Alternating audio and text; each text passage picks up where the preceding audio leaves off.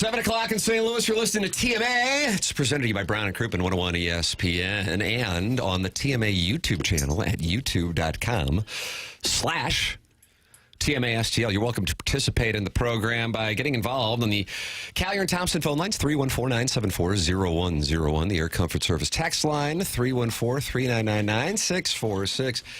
And then you can talk it over at youtube.com/TMASTL. Jackson, the screen, Doug, what is that screen doing? What is the screen? I don't know. It's changing a lot now. And YouTube's resetting. I think we've got the Cardinal game on monitor 3. The updated Stiefel dossier and phone numbers and 101 ESPN play-by-play schedule monitor 2, and there's the YouTube, and there's the old hipster, Bills Holes, John Scores, the Bridgeton Landfill Fume Huffer, Jake Reynolds, and Six Paths.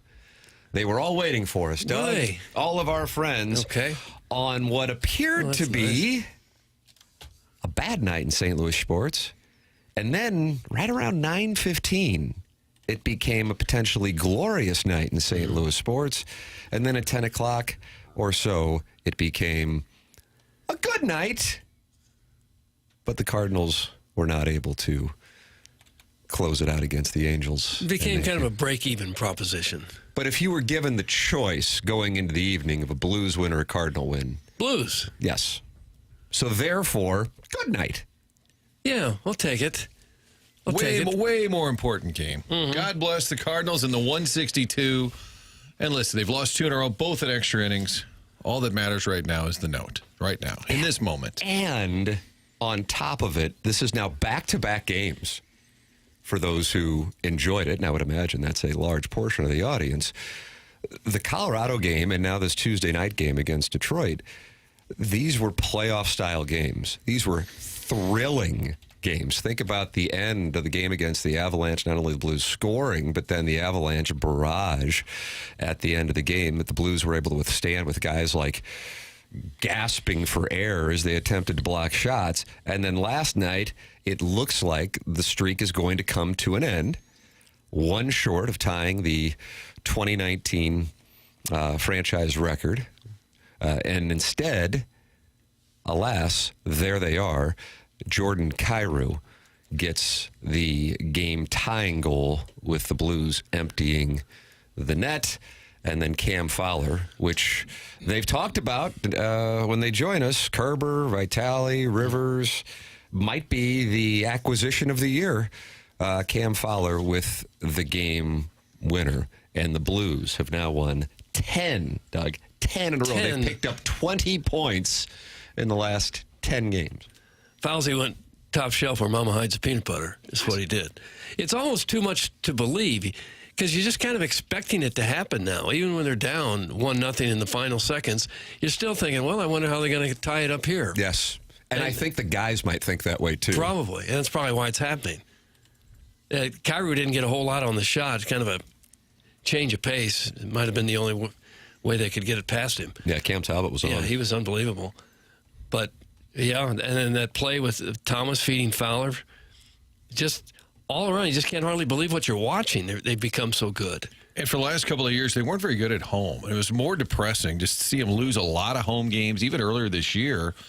And to win 9 in a row, is it 9 in a row at home, I believe? Yeah, ties the all-time franchise record. I mean, 9 in a row on home ice, that even feels different. When you're surging as much as you can, you want to do it at home. So, Doug, you like math. Yeah. 6 games to go. If your St. Louis Blues go 3-3, which would be a tremendous drop-off considering the current pace, 3-3 gets you 95 points. For Calgary to pass you, and I realize Minnesota is now below the Blues, but for Calgary, we've been watching the Flames.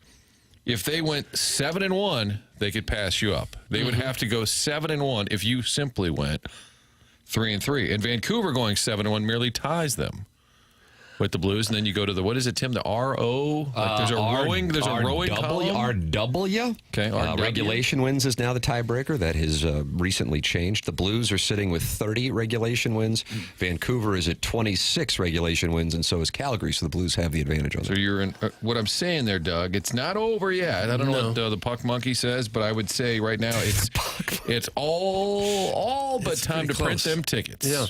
I bet the players and the fans from the Wild and the Flames and the Canucks kind of keep half an eye on the Blues games and think, oh, they're losing again tonight. Oh, we might have a chance to gain some ground. They did what?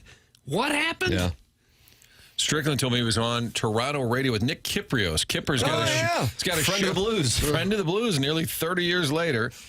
And Strickland said the other day, Kyprios goes, everyone in Canada hates you guys. He said, at first you beat Montreal, and that was a big game for Montreal. He goes, now you're screwing over Vancouver and Calgary. I'm like, that's true. And I'm sure in Edmonton they're delighted by the fact that now the Blues have the same total of points as the Oil, and they're doing it with Holloway and Broberg. Kind of a bookend last night because the last time the Detroit Red Wings were here, it was a significant evening. Does anybody know why? Jackson, you're not eligible because I know you automatically know the answer. The last time they were here, it was a significant evening. That's correct. Was it this year? Was it Bannister's last game? No. It was this year. Fresh eye guesses. No, they only play an Eastern Conference team in their own building Okay, well, once a year. can we have initials or something? December 2023 was the last time December the Detroit Red Wings 2023. were in St. Louis. December 2023, the last time the Red Wings were in St. Louis. Was it Banny's debut? No, I'm sorry. December 2023. All right, I will expedite the process. Okay. It was Craig Berube's last game. His final game. As Blues head coach, and Drew Bannister would be hired. His first game was 2 nights later against Ottawa, and they did get the famous coach bump. I think they won 4 of 5 or 5 of 6 in Bannister's debut, but it was Berube's last game as Blues head coach. And if you can specifically recall that game, because I thought it was somewhat fitting, the Blues had emptied the net, and Jordan Kyrou, which oftentimes would be the case, in that 6-on-5, gave the puck away. That led to the empty netter, and the Red Wings would win by 2. He would then be fired following that game. Jordan Kyrou made the comments that led to him getting booed regarding Berube at that game against Ottawa in St. Louis. And last night, not only was it Kyrou against the Red Wings in that building for the first time since the night Berube was fired, he gets the game-tying goal with less than 30 seconds left. But I think he might have gotten a bigger ovation for the hit that came out of nowhere with about 3 minutes left in overtime. And Jamie Rivers, you know, John Kelly and him were talking, and then all of a sudden there's this hit, and Rivers goes, "Whoa!" He goes, "I'm sorry, John. That's just not something we usually see from Jordan Kyrou." I mean, he laid out the Red Wings player, and then a minute or two later, Cam Fowler gets the game winner, but it's Jordan Kyrou getting not only the game-tying goal, but the big hit in overtime, and how different things are now for Jordan Kyrou in the ensuing days following the Red Wings in St. Louis in April of 2025 versus the last time they were here in December of 2023, and how different things are for the St. Louis Blues in April of 2025 versus 2023. Doug, would you like to know who scored the goals for the Blues the last time the Red Wings were here? And this wasn't 15 years ago. This was 15 months ago. How about Robert Thomas? No, I'm sorry. No. Braden Sheen. Nope. I believe the way Tim is asking it is you're going to be You're picking up a read. You're picking up gonna a read. I'm giving up too many towels. You're going to be surprised that these folks are all gone already. Gosh. So think of players who are no longer Blues here. scored Doug. 4 goals. 3 of the players were responsible. Braden Sheen was not one of them. I might need it. Snuggs wasn't here. No. Snuggs was not here. Dally I think he was wasn't here. 12. No. Let me just send initial. something to Bill for a second, then I'll be with you. Hold on. The Mets are off tomorrow. Sorry about that. Just let me get that out of the way. That's And, you know, so you got them tonight. So Prepare something. let's go. Let's go. Let me send. I'll just send him the number. So That's what I'm doing right now. Just give me a second, folks. I just got to send Bill a number. Okay. He's just sending Bill to quick text. How about Brandon Saad? Yes! Okay, there's one who wasn't here. Braden Sheen. Okay. Kevin Hayes had 2. Marco Scandella, who was in the building last night. Was he? I don't know why, but he was. Marco Scandella got one. Brandon Saad in the building as well. And, Doug, those were... So Jordan Kyrou booed. Craig Berube behind the bench. Kevin Hayes, 2 goals. Marco Scandella, a goal. Brandon Saad, a goal. Mm-hmm. And that would be the last time Craig Berube would coach the St. Louis Blues after Jordan Kyrou. That was on Kyrou, but he did have the giveaway, and the Blues would lose it 6-4. That was December of 2023. We move ahead now, not even 18 months later, and the Blues have won 10 straight. Those 3 gentlemen are not on the team. No. And in addition to it, Jordan Kyrou has scored his 32nd goal, and Robert Thomas also continues his heater. Mm-hmm. And Martin, I know you're a curbside lemming, and that is how Chris Kerber noted at the end of the Curbside podcast the significance of what you're seeing from Robert Thomas, not just this year, but overall, because he's making the observation that historically the Blues just haven't had big-time scores. There have been some, but relative to a franchise that has 55-ish, 6 years in the league, you would think there might be more. You got Federico, you got Hull, of course, Oates, and now Robert Thomas is starting to put up numbers that might put him in that category as he is in the still relatively early portions of his career. But the Blues plus-minus leader is... You know, Kyrou. Kyrou. How about that? After years of being maligned and somewhat fairly for defensive liabilities, as we mentioned in that Red Just Wings. not being interested in that side of the ice. And now they're saying the buy-in, which I think was Hitch's favorite phrase, the buy-in is there. Kyrou is at plus 22. And 2 years ago, he was minus 38. Yes. So would you say that's an improvement? I would. Nice. Yeah, it's a 200-foot game, Timmy. Wow. Sounded mocking. I told you boys, too, they played J.K. during the first intermission. John Kelly was on the Blues broadcast last night. They didn't have the clip of John complimenting Tim. Yeah. I don't know if it was a Martin sent compliment. that in the TMA group chat, and it candidly, it tilted me. I felt like that was... a slight on purpose? Thank you. J.K. saluted your meaningless knowledge, I want to say. Yeah. And then the work boots could go to Kerber. What's meaningless about knowing yours randomly? Chris Kerber missed his slot with us on Monday. We found out later he did have back surgery. And Alex Ferraro actually called the game, and they talked about Kerb's being out. He's going to be back on Saturday. But Kerbs actually did the curbside. He still did the curbside. From bedside, I guess. Curbside, bedside. Work last boots night. for Kerbs. Yeah, steel-toed. Joey Vitale on the Curbside podcast this morning said he just hasn't seen anything like it. And again, that's something I was talking about with our guests last week, trying to compare and contrast, not necessarily 2019, because obviously anytime we talk about 2019, almost all of us default to winning the cup and, beating 4 great teams. It kind of goes without saying. Once you get to the Western Conference Finals and the Stanley Cup Finals, you're going to be facing a great team. But the first round opponent and the second round opponent were great teams. Those weren't slap asses that were falling around and were fortunate to be there. Those were great teams, and the Jets and the Stars. Cup-worthy teams, as a matter of fact. But I'm talking about just looking at the rosters and lining them up. And last night, we saw one of the former Blues who was on that 2019 team in the Detroit Red Wings sweater. And it was Vladimir Tarasenko, who was the player right next to, Doug, do you call him Jimmy Snipes? I do, yeah. When he made his NHL debut and kind of gave him a little stick tap to welcome him to the league. And then Snipes said following the game, I got run into the boards by Tarasenko. That was kind of a great moment. And then even just sitting ice side and watching Patrick Kane skate by was like a holy crap moment. Really? That's got to be. When you're a young kid, grew up watching the game, and like, Tarasenko, holy smoke. Oh, yeah, there he is. Oh, wow. Patrick Kane. Tarasenko is interesting to me because he plays a decade for one team, lives in St. Louis, doesn't leave, and then in 2 years, he's already been on 4 new teams. Rangers, Senators, Panthers, Wings. And won a cup in there somewhere. Last year, Panthers. But, I mean, it's unbelievable how you're just a St. Louis Blue your whole life, and then, boom, Rangers, Senators, Panthers, Wings. Yeah.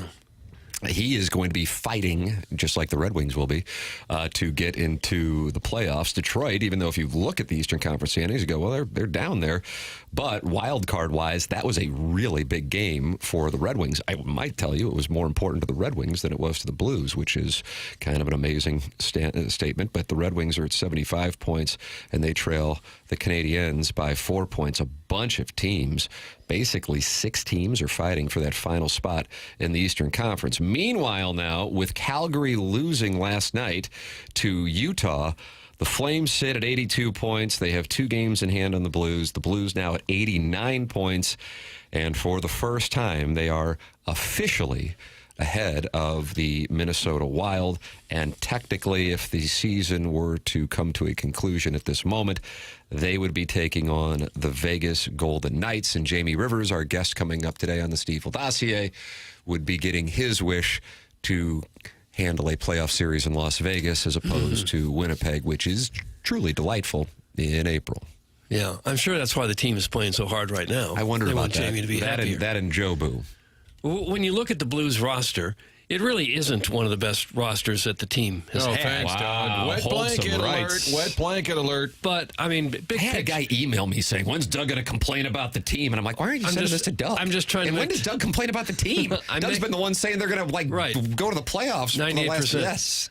I'm By the way, saying- Martin, it's 94% on 90. It was Money 88 Puck. yesterday, I believe. I'm saying, you look at the roster, it's not one of the better rosters they've had. Big picture, they're 4th place in their division. They spent half a season. They weren't very good at all. But few teams in Blues history have played better over a 2-year span than this one. But That's my point. But Since February, there haven't been very many Blues teams that have played any better than 2 this month current span, one. you meant. 2 months. What did I Okay, say? you said 2 year. And I was thinking to myself, 2 wow, months. what happened last 2 week? months Okay, got span. it. But 2 in months. 19, some of that talent was established. Like O'Reilly had been around, Perron had been around. But if you look at this roster, Thomas Kyrou, first-round picks. Dylan Holloway, first-round pick, albeit Edmonton. Neighbors, first-round pick. Zach Bolduc, first-round pick. If I'm the Cardinals looking at this, I'm like, that's what it's got to be. You got to draft guys, even if they're in the 20s, guys that contribute.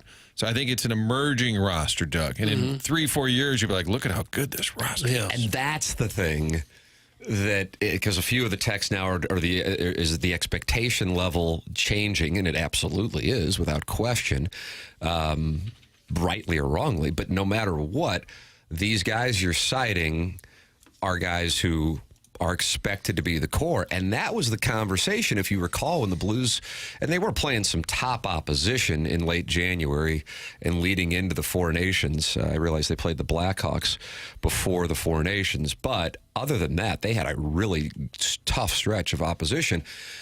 What the question was, and I think both for Blues fans and probably inside the organization, was, oh man, are we not only in a reset, are we going to have to press the reset button on this core, the young core that they were supposed to be building around?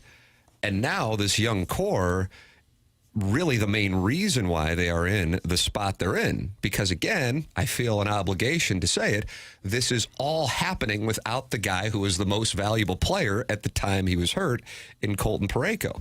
And part of it happened without Pavel Buchnevich. So for it to happen, and for these guys, the names you listed, to get this experience at the very least and play this style of hockey, this isn't a situation where you go, okay, maybe there's a year or two left in the window like they were probably calculating in 2019 after they won the Cup. This could be laying the foundation for a run. I mean, hell, the guy who might be the star made his NHL debut last night, and another guy who might be a star made his NHL debut 11 days ago. So, you know, from that standpoint, the fact that they're in this position and getting this experience with this young core, both from a short-term perspective, but also maybe more importantly, a long-term perspective, is super encouraging if you're a Blues fan. They really got the defense figured out. They've given up 1 goal in 5 of their last 6 games. So that's almost always going to be a win when you give up 1 goal. And it has been in each of those games. So the Blue Liners have really done their job.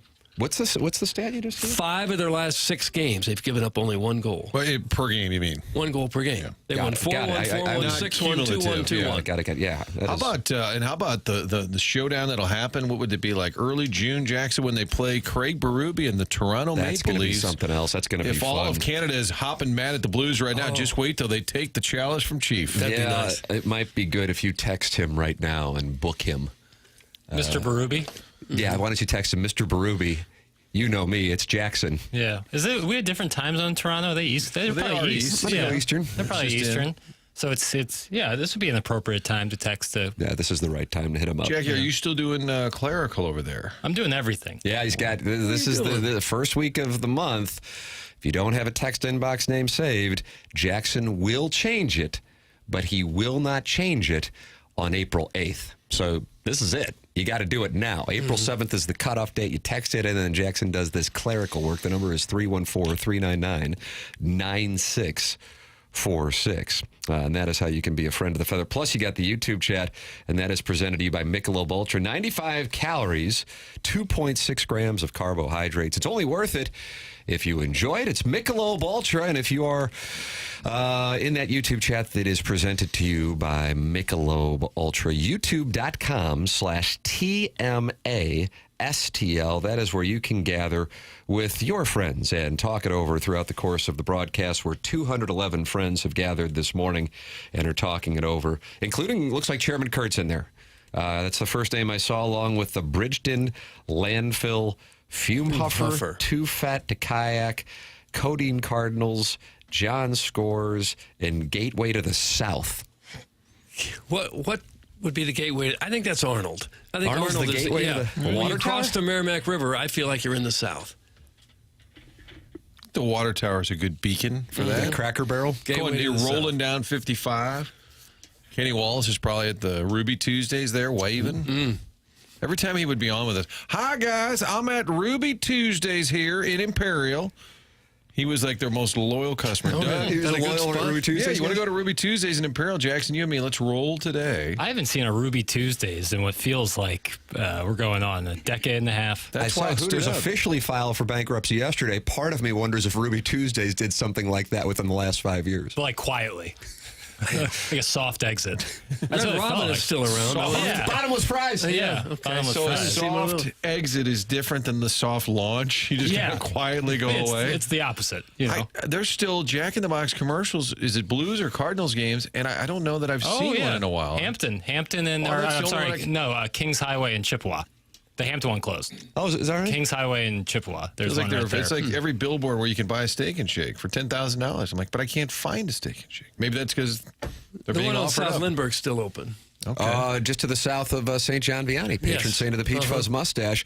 And the one that's been recommended to me is, I guess by definition, in Webster Groves on Watson. Watson and Elm. Yeah. So if I have a craving, Martin, that's the one that I go to. And the fries Nothing are against Vianney. Fries are now cooked in beef tallow. Oh, is that right? I think, isn't that what RFK Jr. got done?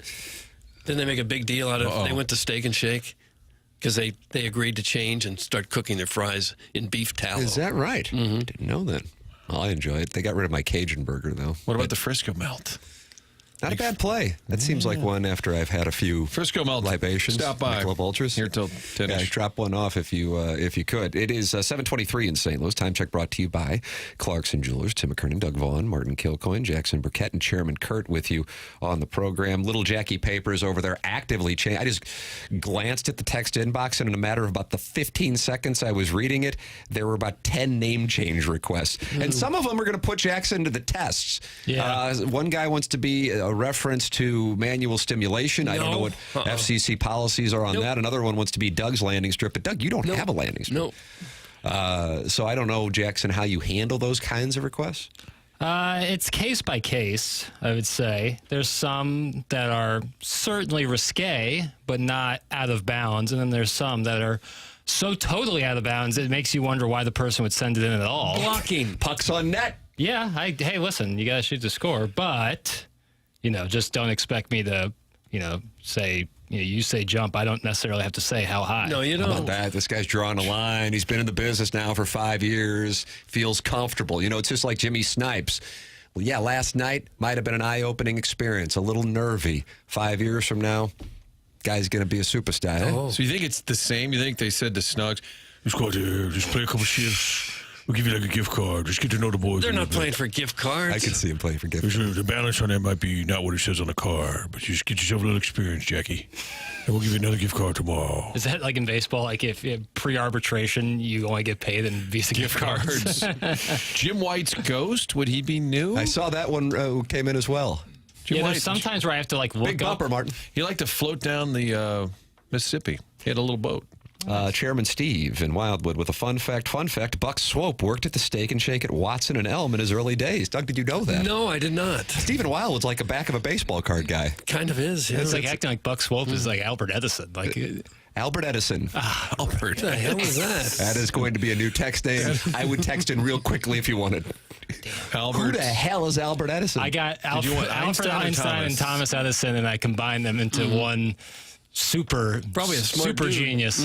Apologies. Thomas Edison. Yeah, who are you apologizing to?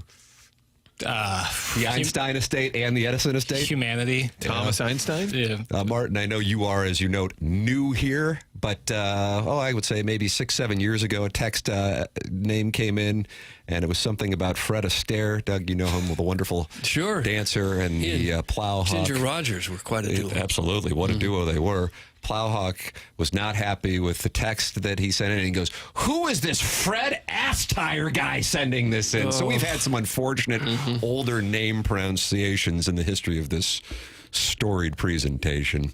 Fred Astaire and now Alfred Edison. Yeah, that was just the old brain being tied up. This is what clerical work will do to you. You know, it'll really melt your synapses. Boy, there are a number of people who want that name, Jackson. I don't know who you're going to give it to, but it's a large number in there. You're a gift, Jackie. Yeah, you're going to go first come, first serve, or are you going to pick a favorite, like somebody who went to Ladue also or something? I don't see any of that in the text inbox. People noting that they went to Ladue? I'm just not getting the sense. It's kind of like the Force, you know, I can feel a disturbance. But you can feel Ladue by a phone number? It's tough to explain. I'm just going to kind of pick it at random. Okay. I think it's the fairest way to do it. On the Stiefel dossier today, we will have Jamie Rivers coming up at 8:15. That is coming your way along with our Design, Air, Heating, and Cooling email of the day and a potpourri of fun with audio. In addition to coming up, on the other side of the commercial break, the TMA Listener of the Month announcement for the month of March. We had our Papal Conclave. I'm anxious to see when I saw the 4 or 5 finalists that were sent to us by Little Jackie Papers. I was thinking, this one's not clear. I know who I'm voting for. Did you? But I respect the process. I'm not going to text you guys and say, who'd you go for? So we're going to find out who won the TMA Listener of the Month. You can always sign up to do so at tmastl.com. And even though me and Martin and Chairman Kurt and Jackson say that people should use their real names, Doug is adamant that they get to maintain their anonymity. No, I think they should. No, I think they should give their government names. So the winner will be using their nom de plume, also known as their fake name. We'll find out who that is coming up in addition to a potpourri of fun with audio. Next, this is The Morning After, and it's presented to you by Brown and Crouppen on 101 ESPN and the TMA STL YouTube channel.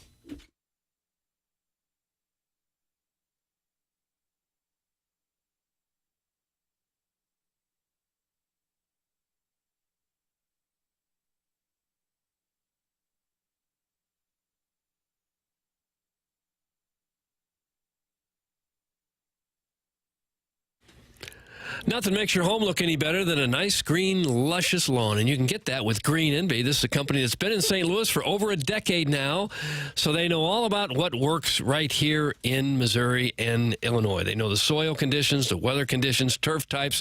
They do not use national, generic, cheap, ineffective products. They use what works through their experience. With all the rain we're going to get, now's the time to get ahead of it. They have no service charge, no extra charge for weed touch-up or reapplying weed control for the Green Green Envy customers. Crabgrass will be a big problem this year. It always is with the massive amount of moisture we get here. It's sure to wake up even the oldest crabgrass seeds. Crabgrass can lay dormant under conditions for up to 15 years when conditions are right, and they are right now. So get Green Envy out there to treat your lawn now so you will have a beautiful yard throughout the spring and the summer months. No hidden fees and no contracts with Green Envy. The website is greenenvylawns.com.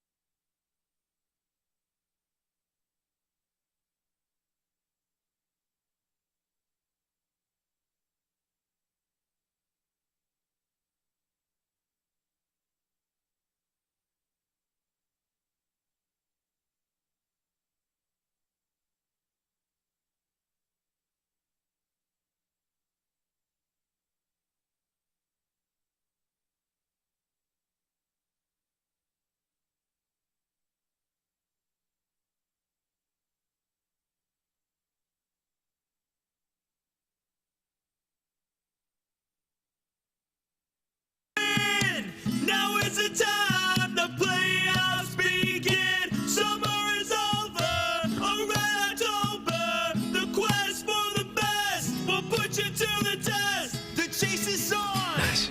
The chase is on. It's playoff baseball. The chase is on. The chase is on. The chase is on. It's 2013. Let's get that 12th ring. Come on, get rowdy, get loud. Let's hear you scream. Let's hear you shout, get loud. Let's hear you scream. Come on, get rowdy, get loud. Let's hear you scream. Let's hear you shout, get loud. Let's hear you scream. Yeah, yeah, yeah, yeah. Come on, get Martin, this is Doug's favorite. This one's pretty bad. My favorite. That's not my favorite. I like The video is alarming. It's TMA 101 ESPN. The show is presented to you by Brown and Crouppen. Brown and Cruppen's online at brownandcrouppen.com. And if you are in need of a personal injury attorney, here's the phone number, 314-222-2222. Yeah, we had Andy Crouppen in yesterday and talked over with him. He is part of a firm that was founded in St. Louis by his father in 1979, and they are proud to be part of the St. Louis community since 1979. If you're in a spot where you need a personal injury attorney, wouldn't you want somebody who is actually local and knows the legal environment in St. Louis? Well, that's Brown and Crouppen. They love being a part of the St. Louis community, passionate about it. I'm sure you remember Terry Crouppen, Stan Kroenke Super Bowl commercial. It's Brown and Crouppen, online at brownandcrouppen.com, or you can call them 314-222-2222.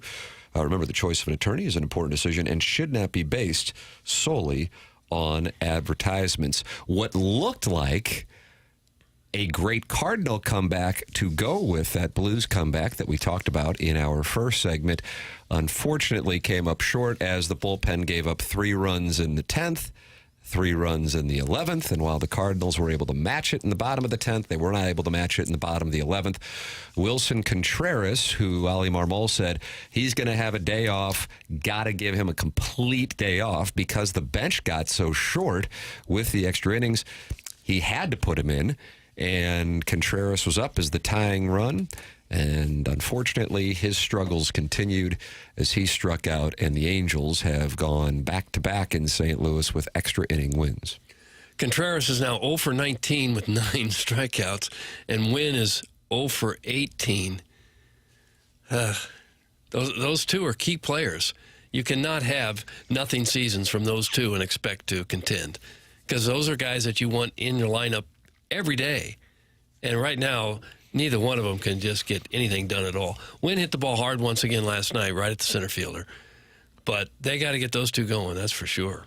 Walker, first homer of the year. He's hitting .429. That's encouraging. Very encouraging. That's and encouraging. Doug's guy, Lucan Baker, huge pinch hit. And that was a 2-strike rip to left center. The Pleasant Gentleman's hitting .600. I'm telling you. So pleasant. And that's a tough gig. You're coming off the Yeah. bench. Yes. Being asked to deliver, and he comes through there, and then he scored on the Arenado hit. That was great. I mean, I thought at that point, all right, they're going to do it. This is going to be a thriller, just like the Blues.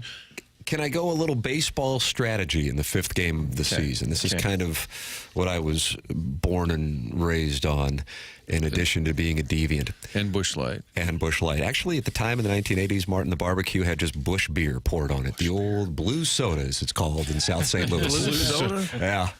And it was used as a marinade. It was. You just pour it right on there? Yeah, my neighbor down the street. You know John Heidert? The name sounds familiar. Yeah. Maybe Is he related to Bob Heidert? He is. Okay.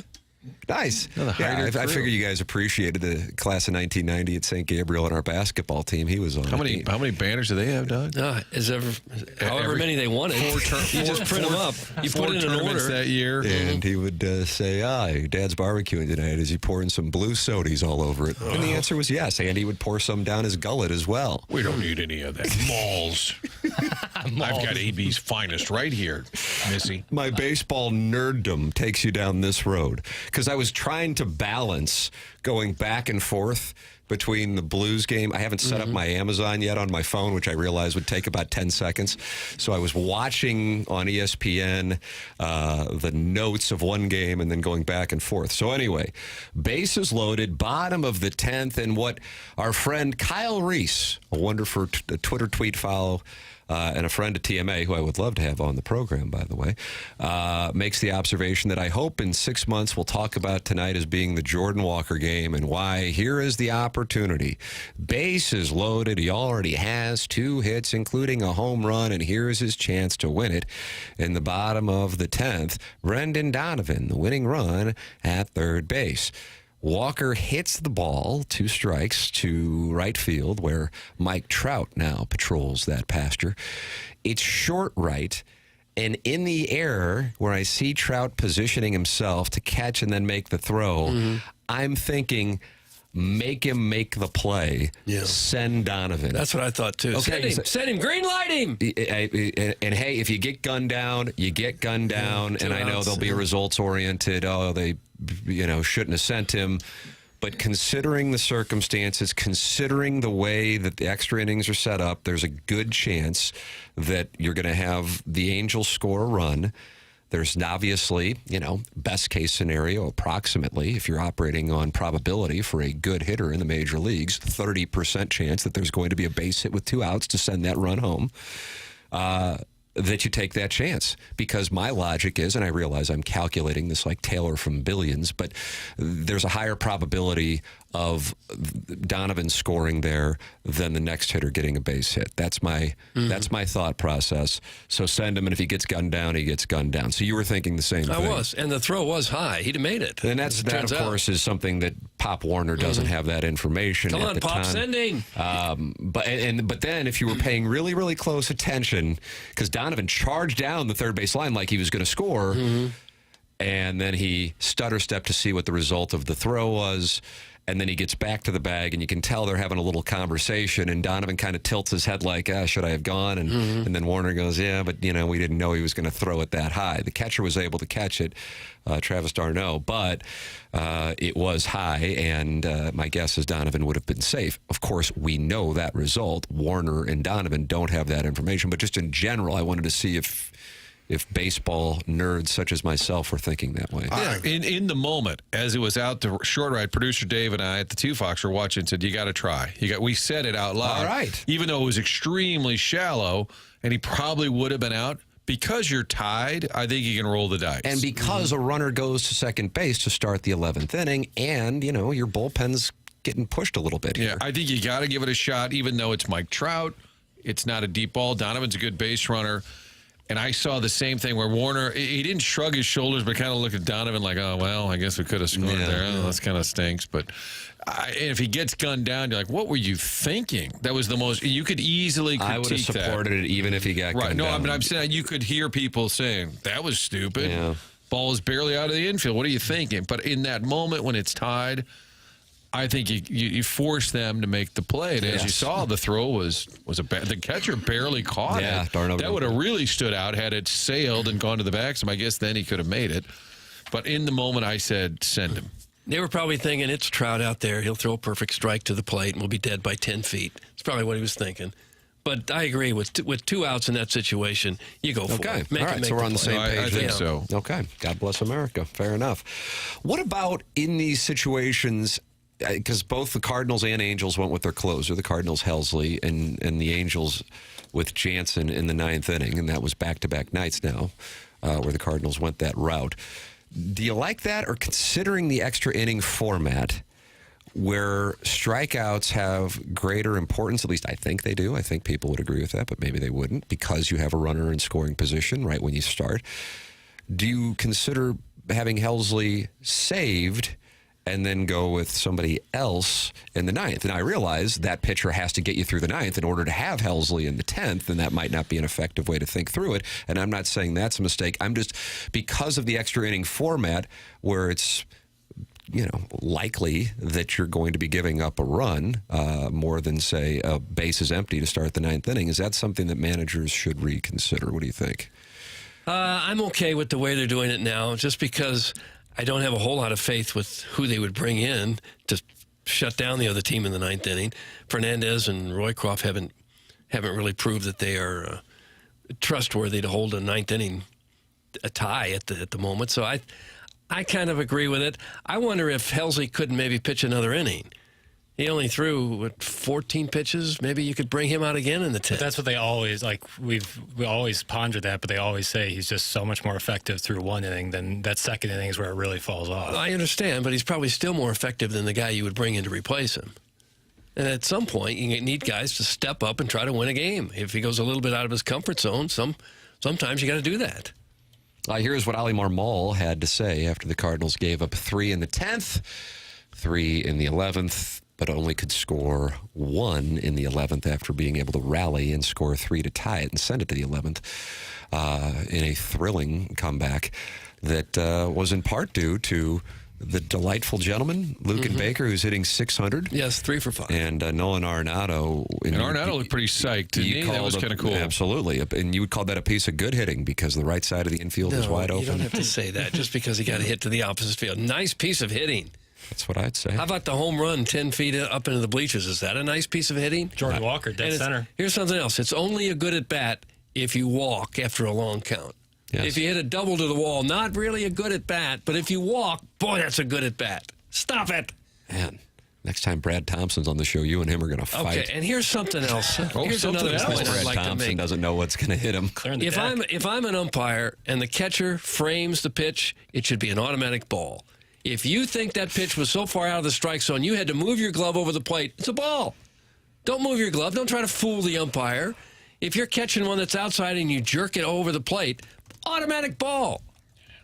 I don't know why, but something about you not liking tableside guacamole and this framing take are in the same vein. Wow. Who said I didn't like Same in the tableside same. guacamole? Well, you always poo-poo its I think he value. thought we made too big a deal out of it. Right. yeah, I think it could be Tableside made. guac, pretty delicious at Rocco's Tacos. Yes, but it could have been made in the kitchen, too. Right, It, see, it tasted the same. This is your same just throw the strike take. You don't like pizzazz, panache. Are you anti-panache? I am not anti-panache. Yeah, I'm flourish. anti-cheating. That's not And, cheating. and that's what this is kind of cheat. It's a little You're cheating. deliberately trying to deceive the umpire. And if the ball is so far out of the strike zone, you got to move your glove to say, "Look, ump, it was really here." Automatic ball. Sounds like you're going after Yadier Molina, and to do that in St. Louis, Missouri, I wish you Godspeed, Next sir. time he's in town, well, never mind.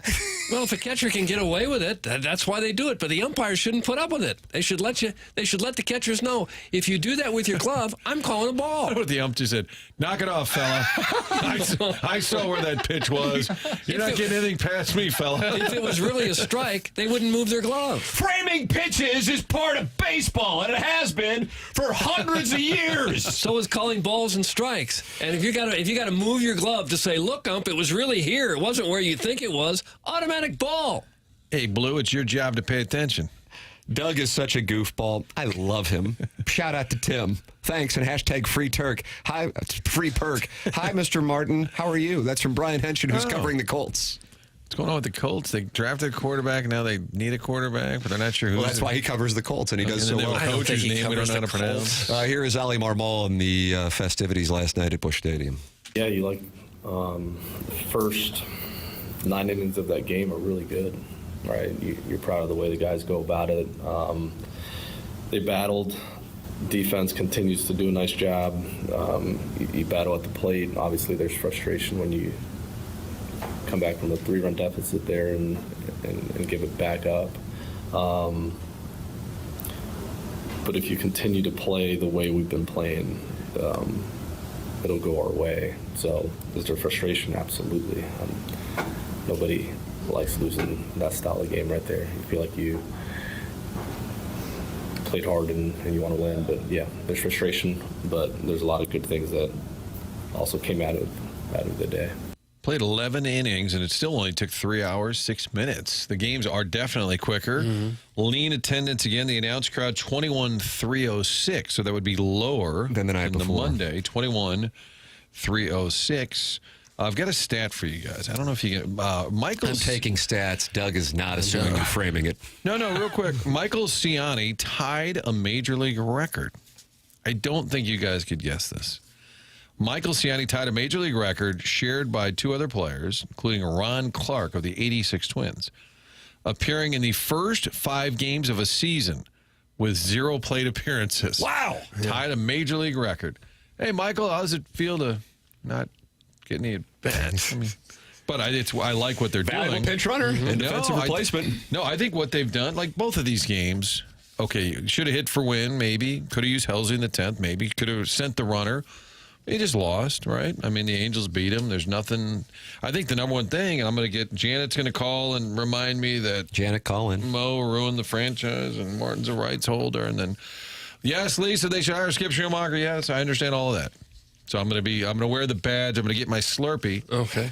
The starting rotation through the first time through, pretty good. Yeah. Pretty good. But the total Very was good last surprising. night. Very as far as what surprising. you would think. And do with this what you want. I don't know why.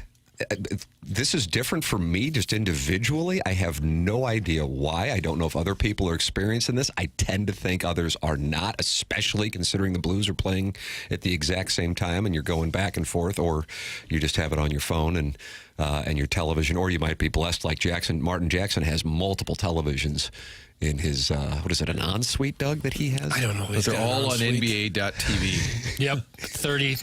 I have 16 televisions. Screaming at the The Joker. Missouri-Alabama game is on a constant loop on Yeah. one of them. Yep. But I'm enjoying watching the team play, and I really didn't expect that. And I think part of it is I do sense that there is an energy, a chip on the shoulder. We're kind of pissed off. Something's there, even though for the most part it's the same group.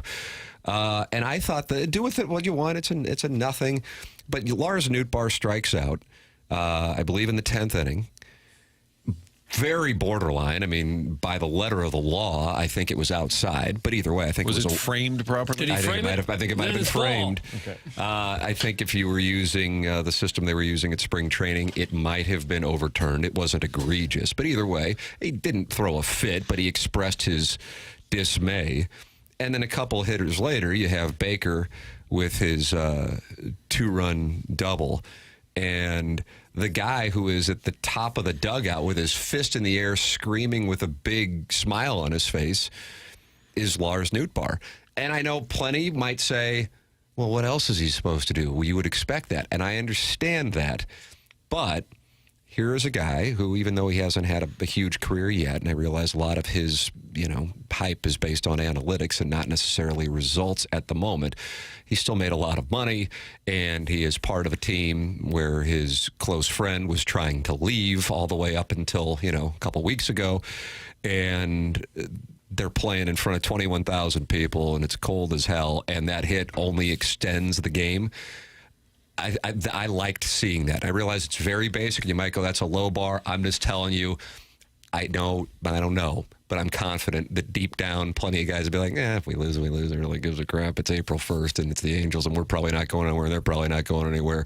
I just struck out. I'm irritated by that, and that was not it. Those guys were fired up, including Nolan Arenado, as you made that reference, Martin, that he had that base hit that led to the tie. I like seeing it. I like seeing that kind of energy, and it's the kind of thing that ideally we saw with the Blues when they weren't necessarily winning. And Jim Montgomery's like, I'm just telling you, these guys believe, and then it starts to lead to results. I like what I've seen overall so far, and I was not anticipating saying that 5 games in.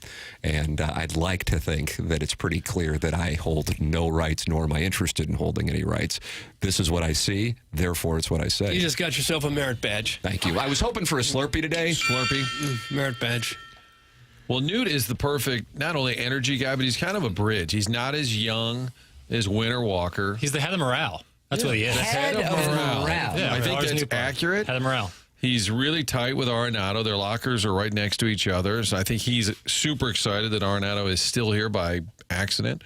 But he's also not as young or as unproven as the Herreras of the world. And even a Gorman, he's got more experience. He came up in 21. So I think he's the perfect guy in that room as they're sort of threading this needle of they're not entirely young, especially with the pitching. But I agree, and I think it's a group. Granted, it may not be enough to win the NL, the pennant. I don't know, but it is at least I told you guys before we went down to spring training. I said I think you'll at least like the group. Now, that doesn't mean a whole lot, other than hopefully good radio for a week. It doesn't mean you're getting a playoff appearance, but it's easy to root for this group, I would say. And I wasn't expecting that because, again, it is for the most part the same group. But there's just an energy there. And this is the Oakville O-Face sent this in. It's a new one. That is a new one? That was today. Welcome to the show. Wow. Tim, you are, of course, the greatest. Oh, What's wrong? Lucky. I completely share your take. I've watched every game this year, and I probably watched 5 all of last year.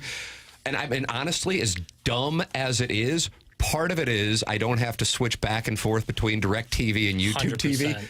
Isn't it amazing? Are you using the Amazon thing that I am? No, Amazon so Prime? I'm using the FanDuel app, which is easier to use, but then Okay. I'm not having to go back and forth 1,000 And different close times. out DirecTV to go back to YouTube TV and all that. This, that, and the other. That was a fun baseball game. It was. And listen, the Blues game was incredible. I mean, we've had back-to-back Blues games with that game in Denver and now that game last night, where it's not just they're winning. they're winning in thrilling fashion all the way up until the end. And I kind of caught myself like, I can't believe I'm going back and forth with the Cardinal game in front of 21,000 people. And it's the Angels. I mean, I realize Mike Trout's out there, but that's not Mike Trout of 2014 out there. They kind of have a random team, like Jorge Soler, Tim Spare parts. Anderson, and then they got Kenley Jansen. But my favorite part is seeing Ron Washington. I laugh every time I see him. And when they were rallying to tie it, and Arenado gets hit, and they show him, I thought, this poor guy's got to have some PTSD being in this ballpark. When he goes to that ballpark, and then on top of it, I mean, I really believe this. I think so often a manager has very little to do with the outcome of game. I bet managers would tell you that as well. But so help me, whether Tony La Russa won the 2011 World Series or Ron Washington lost it, the fact that he had to manage a National League style of game in that ballpark at that time when the DH wasn't around was a huge advantage to the Cardinals. And then I'm watching last night, McDaniels is out there. He can't throw a strike. When he does, the Cardinals are hitting him. He's clearly rattled, so much so that Tim Anderson calls a pickoff play that has no chance of working. And then the next thing he does is he throws a wild pitch, again, getting really into the weeds. And I'm going, how do you do that? Was that called from the bench? And there's nobody warming up for the Angels.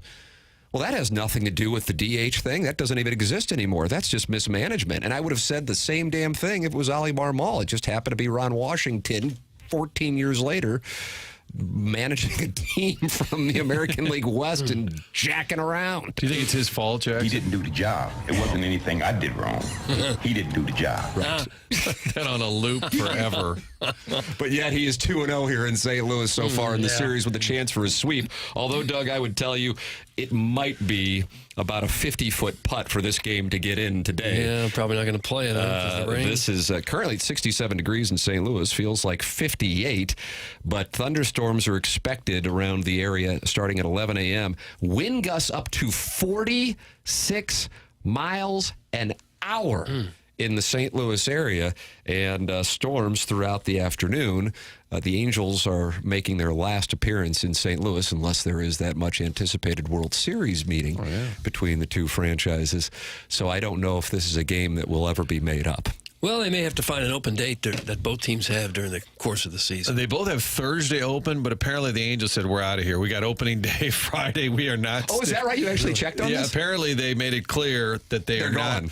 Because Thursday would be an option. Both teams play Friday away from St. Louis. Cardinals go to Boston. In theory, you could do that Thursday afternoon. But it's supposed to rain then, too. Right. And then the Angels have their home opener, and apparently they said, we're getting home. We got a opening day on Can Friday. they play FIFA or something to decide who wins the game? Full 90-minute game. Rocks, paper, scissors, Ollie versus Ron Washington. And then Ron just throws like rock. He says, it's not my fault. Yes, I've watched parts of every Cardinal game this year, and I watched almost none of them last season because I didn't have cable. The TV thing is huge. That's from Will Clark's post-game beverage. And, Doug, for the record, that beverage was a Budweiser, oftentimes retrieved by either J.D. Drew or Rick Ankiel. Is that right? Was it Kind a of as a long neck? waitstaff. It Would it be a was. long neck? It was, and he would get sideways with Dan Issa.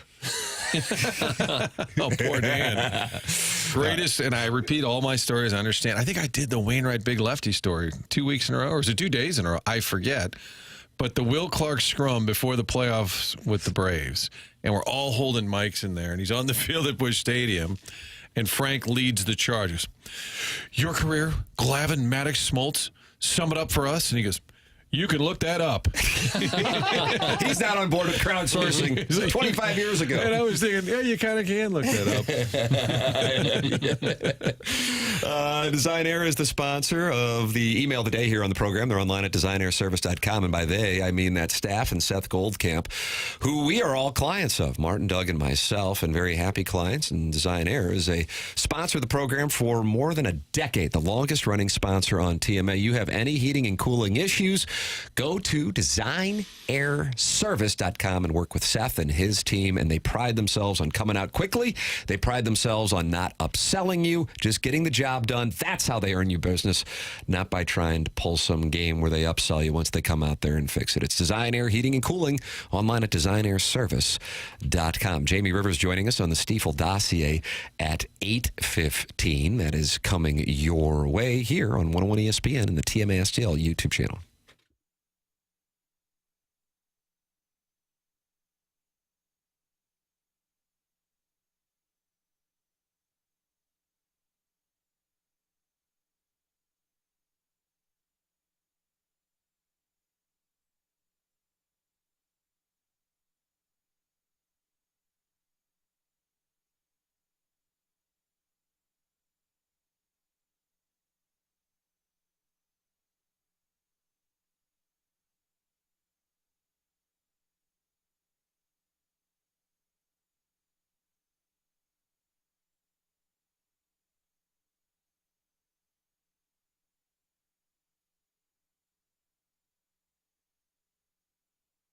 If you want to head to Florida or Vegas or Hilton Head, all these great destinations, ready to take a break, family vacation, summertime trip, whatever it is, the place to do it is Mid-America's St. Louis Airport, located in Muscuda, Illinois, right off Highway 64. And we're talking about convenience and lower prices. That's what you get with the Allegiant Airline dedicated, headquartered at Mid-America's St. Louis Airport. You park for less than $10 a day when you walk from the parking lot to the gate, going through security, all of that check-in security, 15 minutes, the average time from parking to gate. Unbelievable. In this day and age, they have that kind of convenience, and you can do it at one spot. Whether you want to go to Fort Lauderdale, Fort Myers, 7 different Florida locations. You like going down to Destin, but you're tired of making that 12, 13-hour drive. You don't have to. FlyMidAmerica.com is where you can book that next trip, whether it's a guy's weekend golfing in Vegas, family trip to Florida. Check out all the destinations. Book your flight. There's savings for veterans. Convenient, close to St. Louis. Check them out at FlyMidAmerica.com.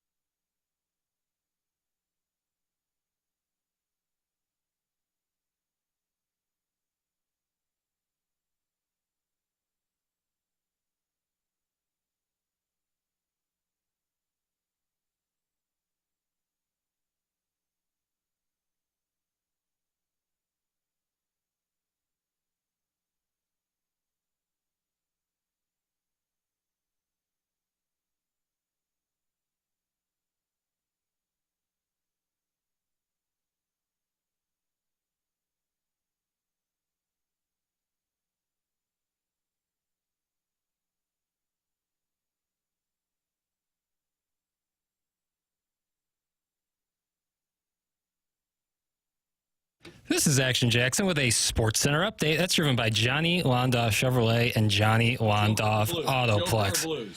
I'm going Blues, Martin. Nice. How about 10 straight? How about 10 straight? Joker hit 60. I'll get to that. No one can hear you, Martin. The Blues win 10 straight, defeating the Red Wings last night. They are off tonight. Back in action tomorrow as they take on the Pittsburgh Penguins. Pre-game at 6 p.m., puck drop at 7 p.m. right here on 101 ESPN. That was another Sports Center update driven by Johnny Londoff Chevrolet and Johnny Londoff Autoplex. See them at londoff.com. Chevy, together we drive. Are you kidding me?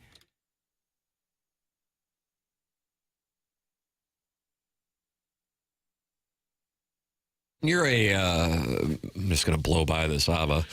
You're still a man in love, right? Yes. Okay. Just on the off chance. If you weren't, it'd be a little awkward. Yeah. To announce it. To announce it right here. Absolutely. The self-made stay-at-home Ladue mom's kind of putting herself out there for you. She said, I'm really impressed with Jackson's recent maturity. I need a younger man. And then this emoji, I don't know how I would describe this emoji. I don't know if I've ever seen it. You know, oftentimes, Doug, you'll send me that eggplant emoji. This one is kind of like a mean. This is like a this one conveys she's randy as the day is long is what the emoji tells me. She is a he, Tim. What? She is a he. Well, Jackson, are you interested either way? I am not. I'm not really. I don't really have like the bull build, you know. Like I'm not. The bold build. No. He was saying the bull build. You might be thinking of Richard Mole with Night Court. Played the character Bull. I wasn't thinking of bull. John Larroquette. John Larroquette was on Post, there. Marky Post. Those are cats, folks, right? The ADD's kicking in, folks. And of course, there is now a new Night Court, and John Larroquette is on that. How fun is that? And he was on Blind Date with Bruce Willis, and he also was in Summer Rental with John Candy. Was Harry Anderson in that? See, now you're on board. Okay. Welcome to the show. All right. I like Summer Rental. So anyway, Jackson, go back to talking about being a bull. I don't really like. I don't have the You don't have that. the build of a home wrecker. You know, who on this program? Build of a home wrecker. Yeah, that's what I was about to say. Who on the show has the build of a? I come by and you think it's the Lollipop Guild, so I'm out.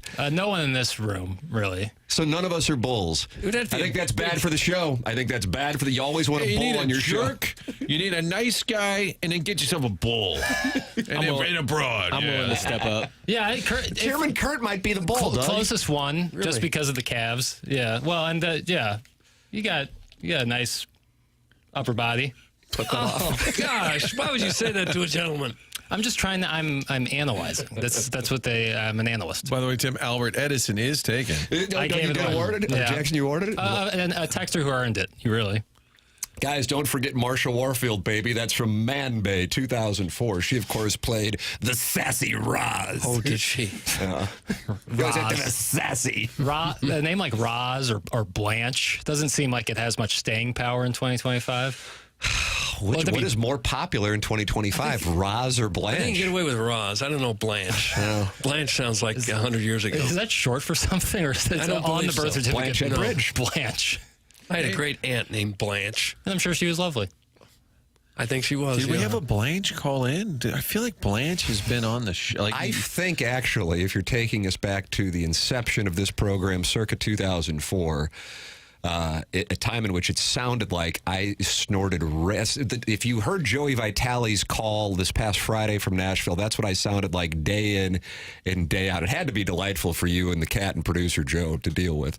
Even though, Doug, I was not on cocaine, but I realized nobody would ever believe it. But you were doing live reads for him, so you had to act like it. I think that was the dog. But either way, if an older lady called in, and we did have some call in, we called them Blanches. I think was in reference to, was that Rue McClanahan's character on Golden Girls? I don't remember that. Got to do some B. shit. Arthur. There was a Betty Jeffrey White, Estelle Getty. Jeff Ross, one of those roasts, and B. Arthur was there, and he said, "Good to see B. Arthur." He goes, "I just saw her in the men's room. She was at the urinal next to me taking a leak." Oh. That's odd. She had a big, deep voice. You like that? Not really, no. What was the topic? Bull. Jackson announcing that he does not have a build as a bull. Yeah, it's just not. It's not how I was built. You know. What is the build of a bull? Now that's the question right there. I would say big and bulky to look like they might beat you up even if he's stealing your gal. Yeah. Who was your guy, Bam Bam Bigelow? Yes. That's my guy? No, you referenced him yesterday, and I had did? the show did. I had to look Okay. him up, and he looks like a big rough. Rest in peace.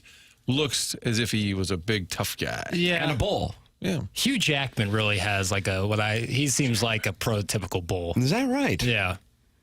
Doug Hugh Jackman. Greatest showman. To me, it feels like a bull can have your gal whether Yeah. whether you want it or not. Right. But Well, that's Hugh the Jackman, thing. I think, could just steal your gal. Right. Just very easily. Right. But he would come in, he looks good, but he would dance a little number probably. That's and that. Well, I He'd think come in a smoking jacket with maybe Yeah, a bottle of he would have a champagne. smoking jacket with his initials on it, Ascot. too. And the initials would be HJ, which is kind of saying something. right. I think it was a couple weeks ago. I gave like a top 10 big board of a draft if you were to have someone make you a cuckold, and I think Hugh Jackman would fall in that. Yeah. We'll ask Jamie Rivers. He's going to join us in about 5 minutes. We'll also probably talk about last night's game. And the self-made stay-at-home Ledoux mom wants you to know, Jackson, trust me, my home has been wrecked since 2012. You ain't wrecking nothing. And, of course, that is when her husband moved to their pool house, and he's unfortunately been named as a button-weaned gentleman. gosh. So, Jackson, you don't have to worry about wrecking the home. He's already living in the pool house. Yeah, I mean, that doesn't necessarily sweeten the pot. Going to an already broken home. Doesn't sweet. You know, that's But if she were like a mother of like 3 young children, that's different than the husband being relegated as she's dealing with this struggling monogramming business. yeah. Again, I'm in a very happy relationship, so this is just all not going to happen. Have you ever talked with your girlfriend about being a bull for hire? That seems like that wouldn't go well, honestly. Puck's on net again. Yeah, but sometimes it's better just to do a line shift. No fooling. That's a hockey thing, right? Yes, it is. Wow, deep knowledge. Well, I hope Jamie Line was listening for that. He's going to join us coming up. That's next on the Stiefel Dossier. The program is called The Morning After. It's presented to you by Brown and Crouppen on 101 ESPN and the TMA STL YouTube channel.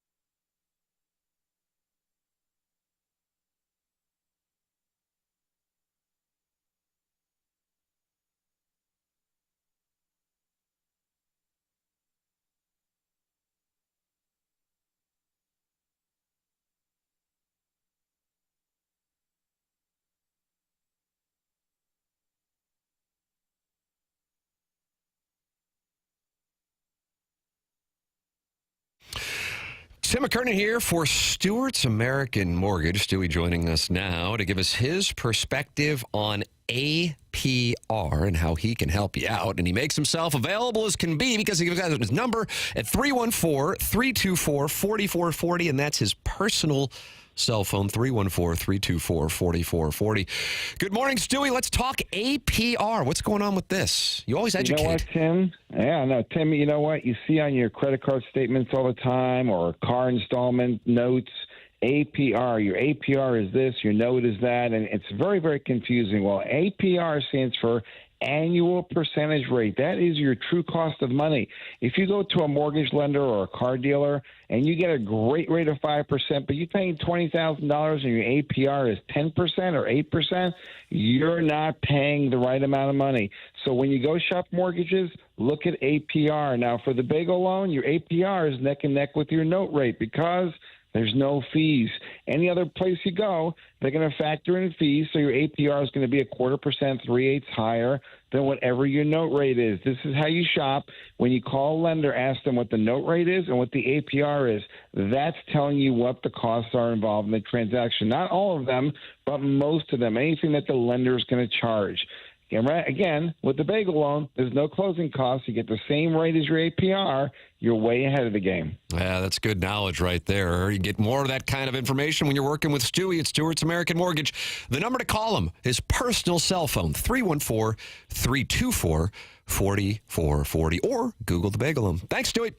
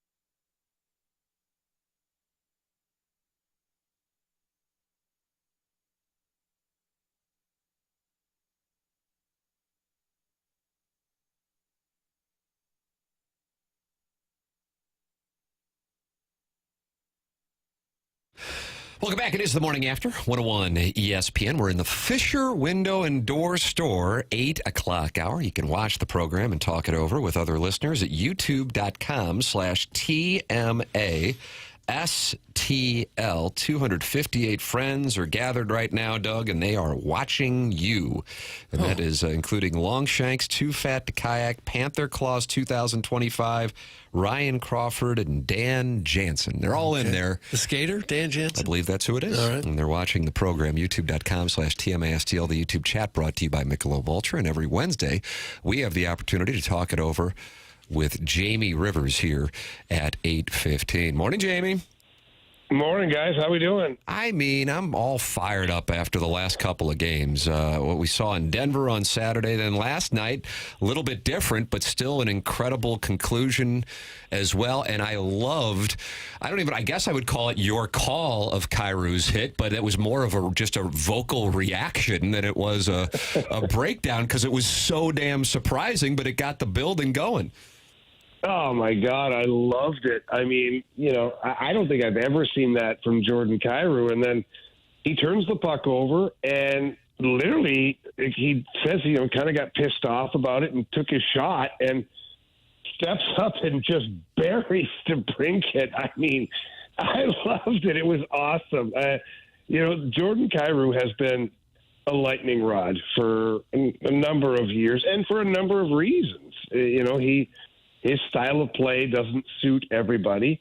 But this season, all season long, under Drew Bannister and now Jim Montgomery, Jordan Kyrou has evolved into one hell of a player. And he had a couple of really good defensive plays last night, broke up some passes in the defensive zone and played solid defensively. But then he rocks DeBrincat. And then, the Blues go on to win following that. Not right away, but following that effort. I love it, man. I just love what I saw. As a defensive wizard yourself, what exactly are the Blues doing defensively that's been so effective? It's got to be more than just a goaltender when you only give up one goal in, 5 of the last 6 games. Yeah, Doug, first of all, I appreciate your great recognition of defensive play. You're a wizard. You were a wizard. Yeah, I appreciate that very much. Thank you, Doug. Are you impaired right now? No, just early onset. All jokes aside, no, you know what? It's really a 5-man unit out there. You hear that all the time. It's so cliche. A 5-man defense, 5-man defense. But if you watch the Blues, they're getting in on the forecheck, and if they're not successful with the forecheck, then they're getting bodies back to the defensive zone, and they're getting them back to the middle of the ice, which is obviously the premium ice available when teams try to create offenses. You try to create something to the middle of the ice.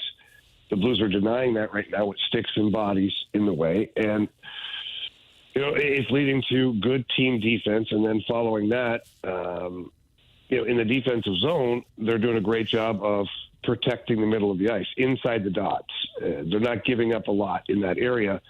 And when you couple that with good goaltending, that creates minimal opportunity for the opposition. And when they get it, then the goalie's there to shut the door. So it sucks because playing defense is hard. Playing defense is a choice. Nobody wants to play defense, but teams who can find players that are willing to give 100% on the defensive side of the puck, that's when you have the real success. And that's why we're seeing this long streak from the Blues is everybody is committed to playing on both sides of the puck, and the result is awesome. It is funny, when they were struggling, I thought this team's a little too quiet.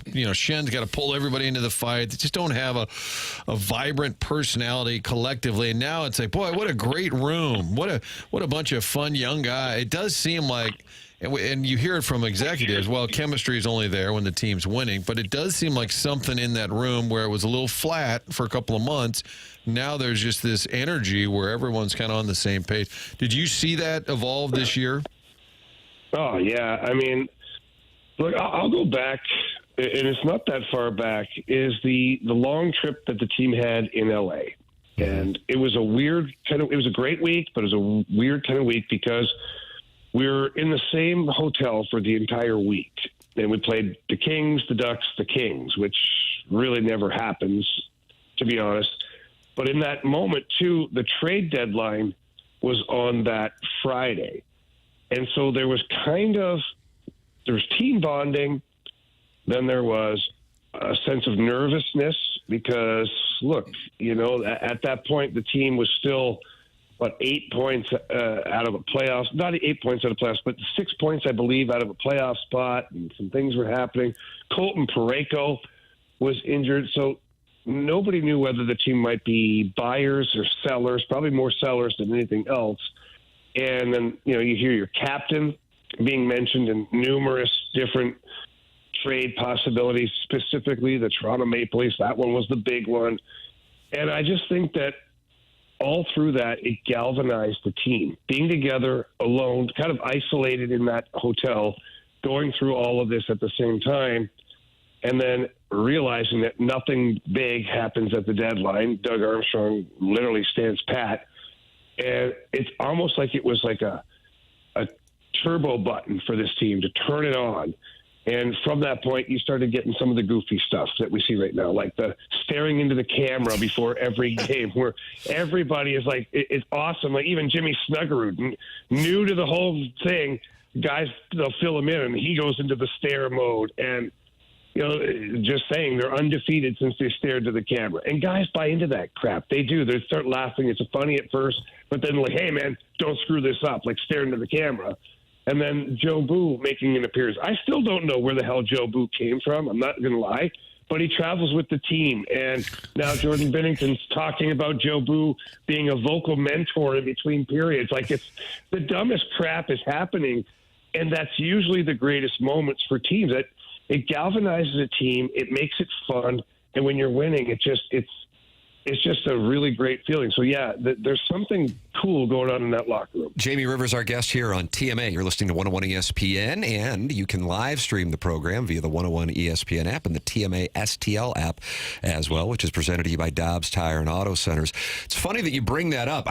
That's really insightful. I hadn't heard about that trip, and you're right, with the circumstances of the deadline, staying in the same hotel, and then Parayko's injury. You can see how that can happen. I remember Maroon telling me, Jamie, in 2019, in January, the famous trip with the bar in Philadelphia and Gloria, that, you know, and I'm sure some people wouldn't like to hear this, but whatever, it's what he said, and I support it. It's amazing how going out and getting drinks with guys can bring a team together. And he goes, we were on this trip, and we weren't really all that close. It wasn't like it was a bad room, but we weren't really all that close, and we had this long trip, and we all went out, and we started hanging out, and there just became a lot of support, and guys got close, and the rest became history. So now you have another trip, this time on the West Coast.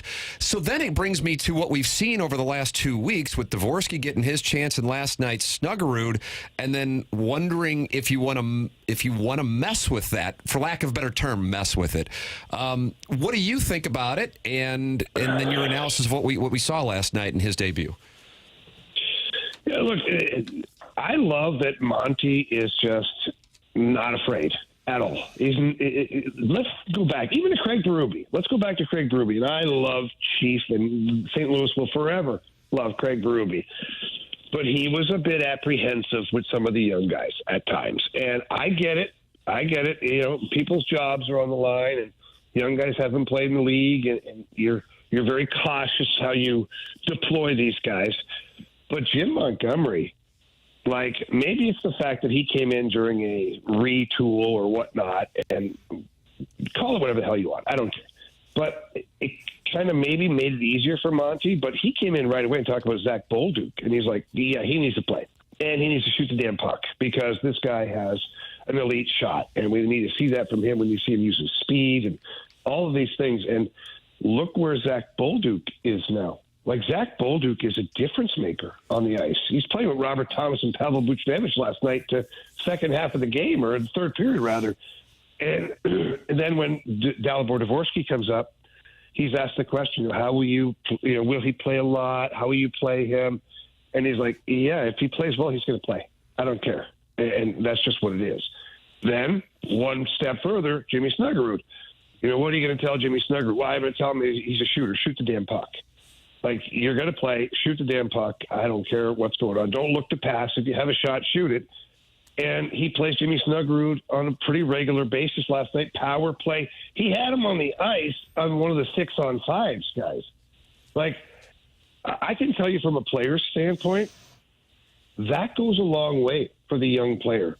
If I would have been put on the ice by Mike Keenan in the last minute of play, the goalie pulled, like, you're sitting there going, okay, this guy believes in me. This team believes in me, and I can't let my teammates down. It goes so far as to where the player now makes sure they're doing their job. Because you think Jimmy Snuggerud wants to let down his coach or every other guy that's wearing the blue note last night? No, he doesn't. So he's going to work his ass off to make sure that he makes a difference And if nothing else, he's going to make sure that he doesn't cause a problem or cause a goal. So I absolutely love what Monty has done with these young guys by giving them more responsibility, seeing if they can handle it, and kind of, taking the shackles off. Like, run, boys. Get after it. Get going. And look what's happened. Your team is being driven. Sorry, Tim, but your team is being driven by the young players right now. And it's awesome. And that's the thing that's so exciting. Like, no matter where this winds up, these guys are getting this experience. And you've been talking about this back even at the deadline, going, hey, they got to get this experience. And on top of not only they getting their experience, they're getting a chance to lead and not just be along for the ride. That leads me to this question that was sent in to me here by the non-ling Doug. You remember the non-ling on the program for a number of years. He said, can you ask Jamie what he thinks the best course of action for Dvorsky and Snuggerud is moving forward? Granted, Snuggerud was getting a regular shift to end the game, so he may be in a different situation than Dvorsky, but are they better served being in a winning NHL atmosphere and being around the NHL playoffs, or would they be better off being key guys for Springfield to end the year? What are the pros and cons of both options? Yeah, so I get it. There's lots of people that still believe in, hey, the playoff or the playoff run down in Springfield and whatnot. Well, Springfield's kind of on the outside looking in right now. Now, if Snuggerud and Dvorsky were there, would it catapult them into a playoff spot? Maybe. But let's just leave it there.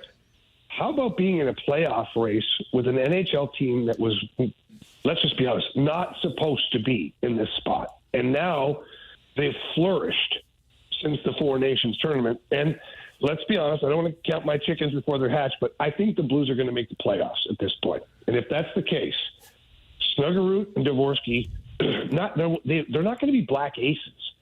And for those listening who don't know what a black ace is, it's players who are called up in the playoffs who don't have a chance to see the lineup, but they're called up for the experience. And what they do is they practice after the real team practices, and they're kind of sort of around the team. They're there in case of emergency if some multiple injuries happen.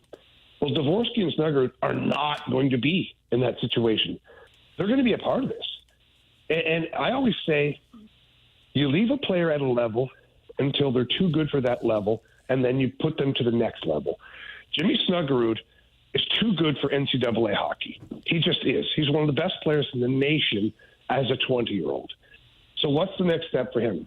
It's the AHL or the NHL. Well, he proved last night that the NHL is not going to be overwhelming to him. That was a big game, big moment. The NHL was not overwhelming for him. And with the shot that he has and the goal-scoring ability that he has a chance to contribute to your team. So we go to Dalibor Dvorsky. Dalibor Dvorsky proved that he's way too good for junior hockey. I mean, he crushed it the year before. This year in the AHL, 20-goal scorer and an all-star in the American Hockey League. That leads me to believe that there's not a lot of room left for him to grow at that level. Can he still get better and dominate more? Yes, he can. But can he benefit more by being in the NHL? Yeah, I think he can. And I'm not kidding you guys. At some point, not only would I like to see, I think you will see a Dvorsky, Snuggerud, Bolduc line put together. And think about that. That could be a line for the next 6 years, 7 years. And these guys are all capable players. They're fast. They're great with the puck. It could be electric. And I just think that Doug Armstrong, Jim Montgomery, the Blues front office, I think they see that in the distance.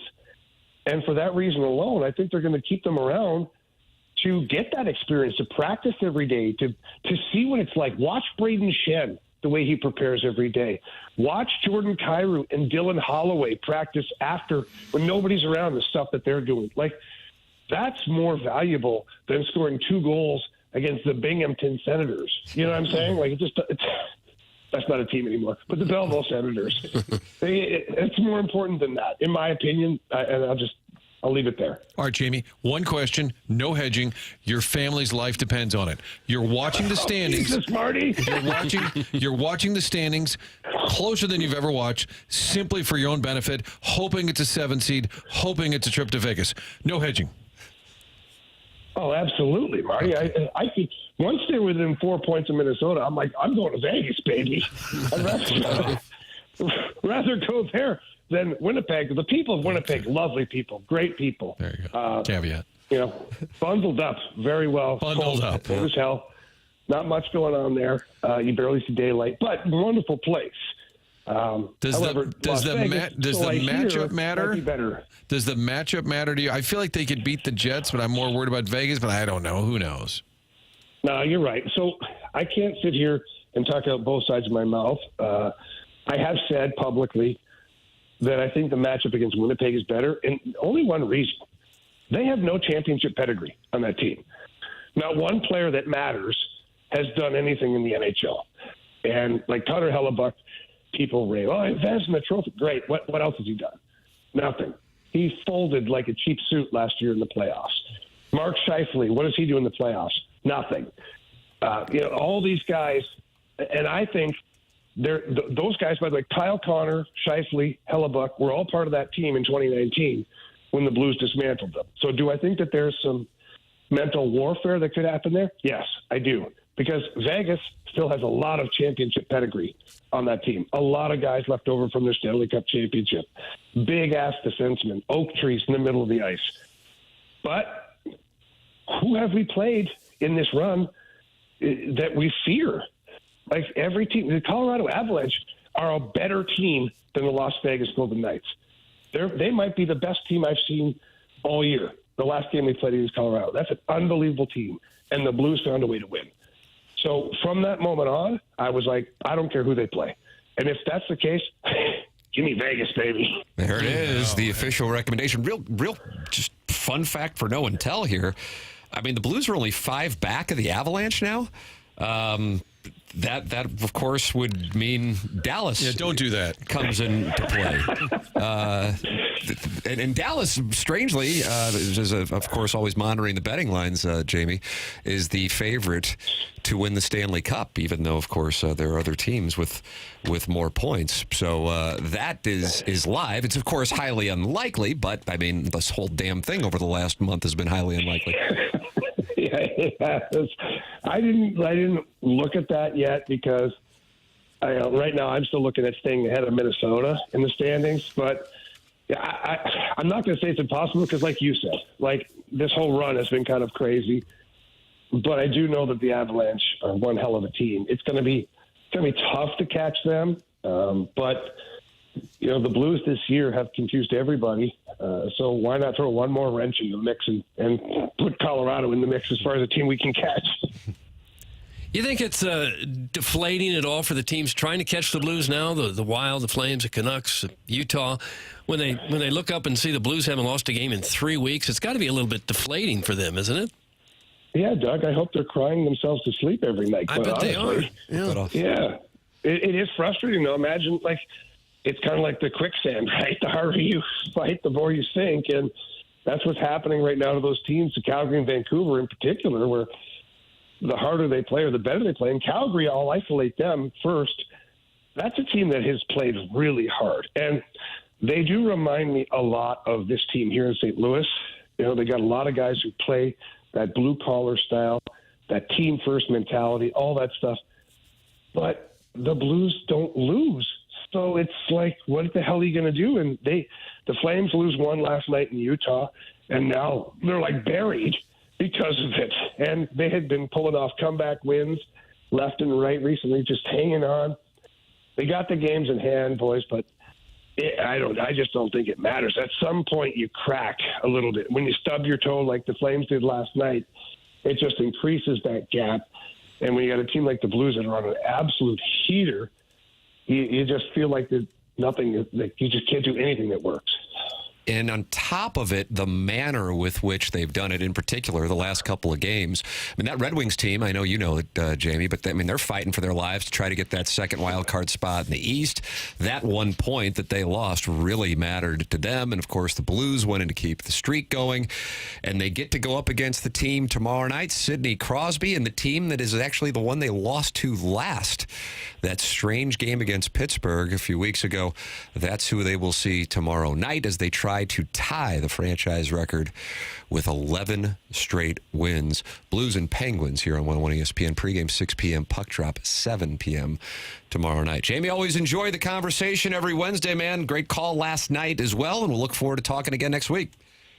All right, guys. Thanks a lot, man. You guys have a great day. Thank you. Nice. It's Jamie Rivers with us here on the Collier and Thompson phone line. Speaking of which, he is going to be participating in the festivities on Friday night. The Puck Cancer Second Shift charity hockey game is this Friday at Centene Community Ice Center. You can tune in this Friday afternoon to hear the Fast Lane broadcasting live before the game from 2 to 6 at the E&B Granite Studio. Tickets are on sale now for the second annual Puck Cancer Second Shift alumni game. See the Blues alumni face off against the Blackhawks alumni, and that will include Jamie Rivers, in a rivalry game in support of Siteman Cancer Center and the V Foundation for Cancer Research. Grab your tickets now for the game this Friday night to support those two great organizations, and then tune in pregame this Friday afternoon for the Fast Lane live from the E&B Granite Studio at Centene. You can watch the program and participate in the Michelob Ultra YouTube chat. That's youtube.com/TMA STL, where 300 friends have gathered this morning, including the TMA remote lamp, who says, Timmy looks like a little snack today. Do I look like more of a snack today? I don't think so, no. You've got a sweatshirt. It's kind of like, this is outerwear. Would you call it outerwear? Kind of a dressy I have sweat. a lunch. I mean, it's, you know. Well, how was the luncheon? How was the Mizzou event? You know, Chairman Kurt asked me that during the last commercial break. It was really wonderful. I let the audience know that if they want information, ask Gabe. I don't have any information. Oh, no. I'm a clown. I'm a pervert. I shouldn't be Is that how you here. introduced yourself to the Hi, Mizzou I'm a alums? clown. I'm a pervert. I shouldn't be here. That's what I said when I met people. But it was wonderful, and people certainly passionate and fired up about both Missouri basketball and football. Jackson, Chairman Kurt, as big Mizzou guys, you would have loved.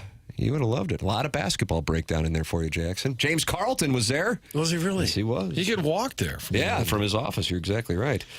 He's online at carltoninsurance.net, and then you can call him at 314-961-4800, or you can just show up to the Mizzou Quarterback Club of St. Louis and see him there. That's James Carlton. He's been my insurance agent for the last 6 years. Think the world of him. So happy that I made the switch, and the service and the ability to save people money is what separates him from everybody else. It's James Carlton. 415 five-star reviews when you Google him. And there's a reason for that. The service he provides along with his staff in Webster Groves. It's James Carlton. Call. You're going to talk to somebody who is right here in the St. Louis area right now, not a 1-800 outpost. 314-961-4800, or go online at carltoninsurance.net. Tim McKernan, Doug Vaughn, Martin Kilcoyne, Jackson Burkett, Chairman Kurt with you. The program is TMA. It's presented to you by Brown and Crouppen on 101 ESPN and the TMA STL YouTube channel.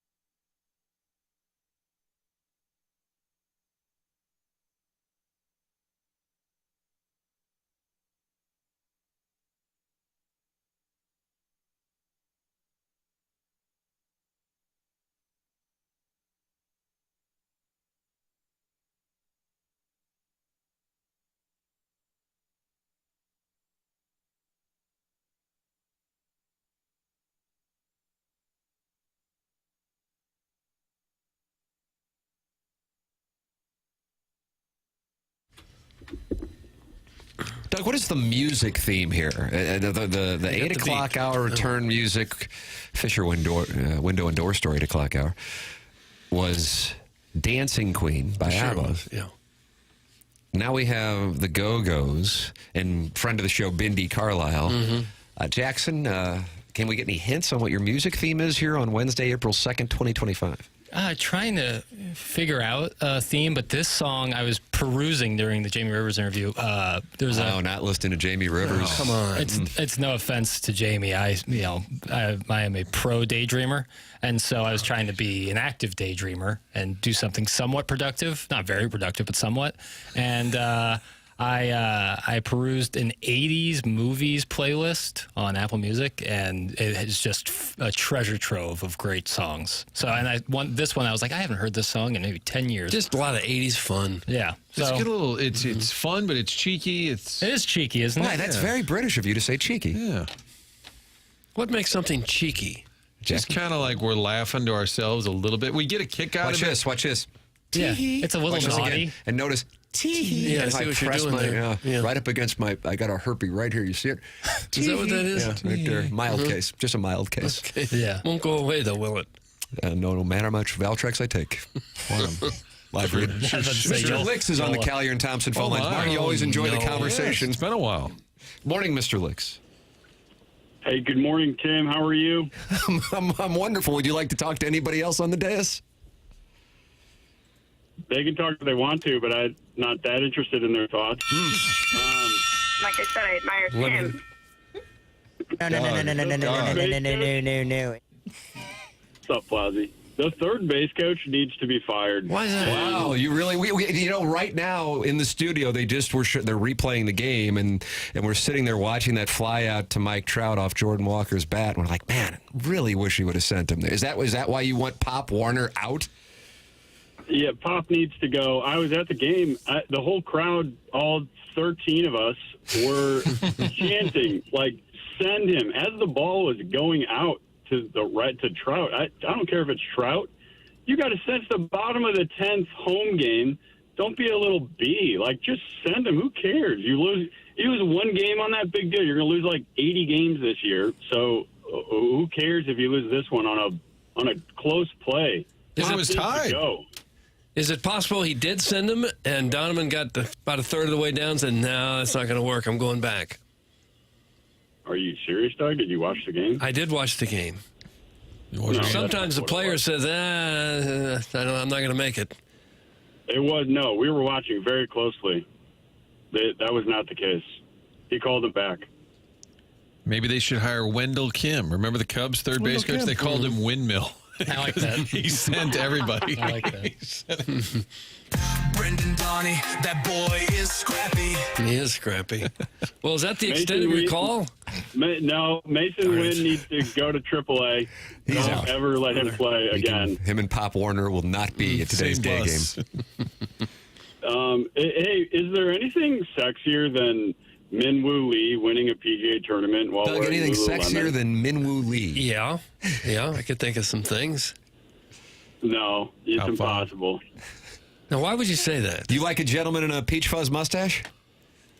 I do, especially Minwoo Lee. The whole let him cook thing. I bet Jackson loves that too. It's so great. I'm not up on that. I might have been checked out. Are you once again listening to 80s music while we have a guest on? No. I'm listening to Mr. Licks here. So you listen to Mr. Licks, just not Jamie Rivers. Interesting, Martin. Yeah. Well, there might be a moment where I might be brought into a Mr. Licks call. It would be pretty weird if I was brought into a Jamie Rivers call. Well, no, Jackson, I will say I'm so annoyed by that guy in White Lotus. Is it Joshua Isaacs? Doug's a Josh Isaacs. No. Jonathan Isaacs. And he, of course, is a British gentleman playing the role of an American from North Carolina with a Southern dialect that he's really battling. Yeah, he hasn't talked really in like 5 episodes. Mostly just drools. Just popping the lorazepam. That's right. Well, I'll skip. I don't want to get into White Lotus right now, but there are 2 things that I do want to mention before I go. So one, I want to quickly apologize to the listening audience for this call having to be in the. Hey, Martin. Yes. How's it going, man? Just get on with it. Oh no, Doug's now after him. Hey, so just for having to be in the middle of this war between myself and the wacko, it's not, it's not fun for them. It's not their fault that a sad little man in South County is just obsessed with texting in about me. He's from Orson Woods. That's right. It's a sad, empty life you must lead to find yourself living there, texting a radio show, trying to shame someone. Isn't that what you do? It's just sad. I respond. I feel sorry for that person. I don't know. It's just really sad. I am still happy to have a balance sheet showdown, but it needs to be at the Ladue Caldies. Doug, the Ladue Caldies is where the balance sheet showdown has to happen. You don't want it to happen at the Starbucks in Clayton and Lindbergh Road? No. That's a Gretzky vehicle. Not cool anymore. Licks, where'd you sit last night, Licks? We sat in the green seats. It was nice. Of course you did. Sure you did. You didn't. Yeah, you didn't. You think everyone who lives in South County is a sad person? Oh, no. Clip that off. Just this specific gentleman that, if let me give you an example, Doug, okay? If you're at his house and he's like, all right, let's break out the good stuff, he'll bring out a bottle of Josh. A bottle of Josh. I don't get it. So that's one thing. I invite him to call these whenever he wants. Just let me know. And then the second thing I will say real quick, Tim, one of the things I've always admired you for are your golf takes. And I haven't heard you break down aim point before. And I've seen players on the tour literally aim point a 2-foot putt. And it grinds my gears. I think that's what Minwoo Lee was ridiculing as he, hit his final putt to win the tournament. He was. I feel like I'm losing a lot of the audience here, but there's a lot of things. It happened a while back. Not now. I like to ridicule, and that's one of them. And I kind of want to hear your thoughts on aim point. Doug, would you like my thoughts on aim point and the putting? If they're brief, I guess. I also think it's a waste of time, and I don't think you will see it out on golf courses on the PGA Tour in the next 3 years. That's my guess. I think it's a fad. Really? Yeah. I like to hear that because it annoys me. One quick pointer for if you could wrap it up, it'd be appreciated. It seems like dads in St. Charles, no matter where they go, they always have like a mini cooler of Busch Light with them. All of them?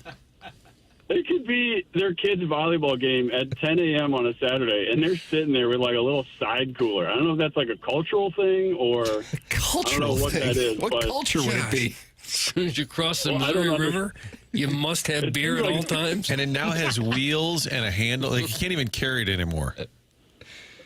Yeah, you walk through a Veta, and no matter what time of day, there's a dad with a cooler of Busch Light. And I don't know. It just seems like a little over the top. But hey, to each their own. Hey, Doug, I'll send in some pics of the game last night. To prove that you were in the green seats. Yeah, do that. Yeah.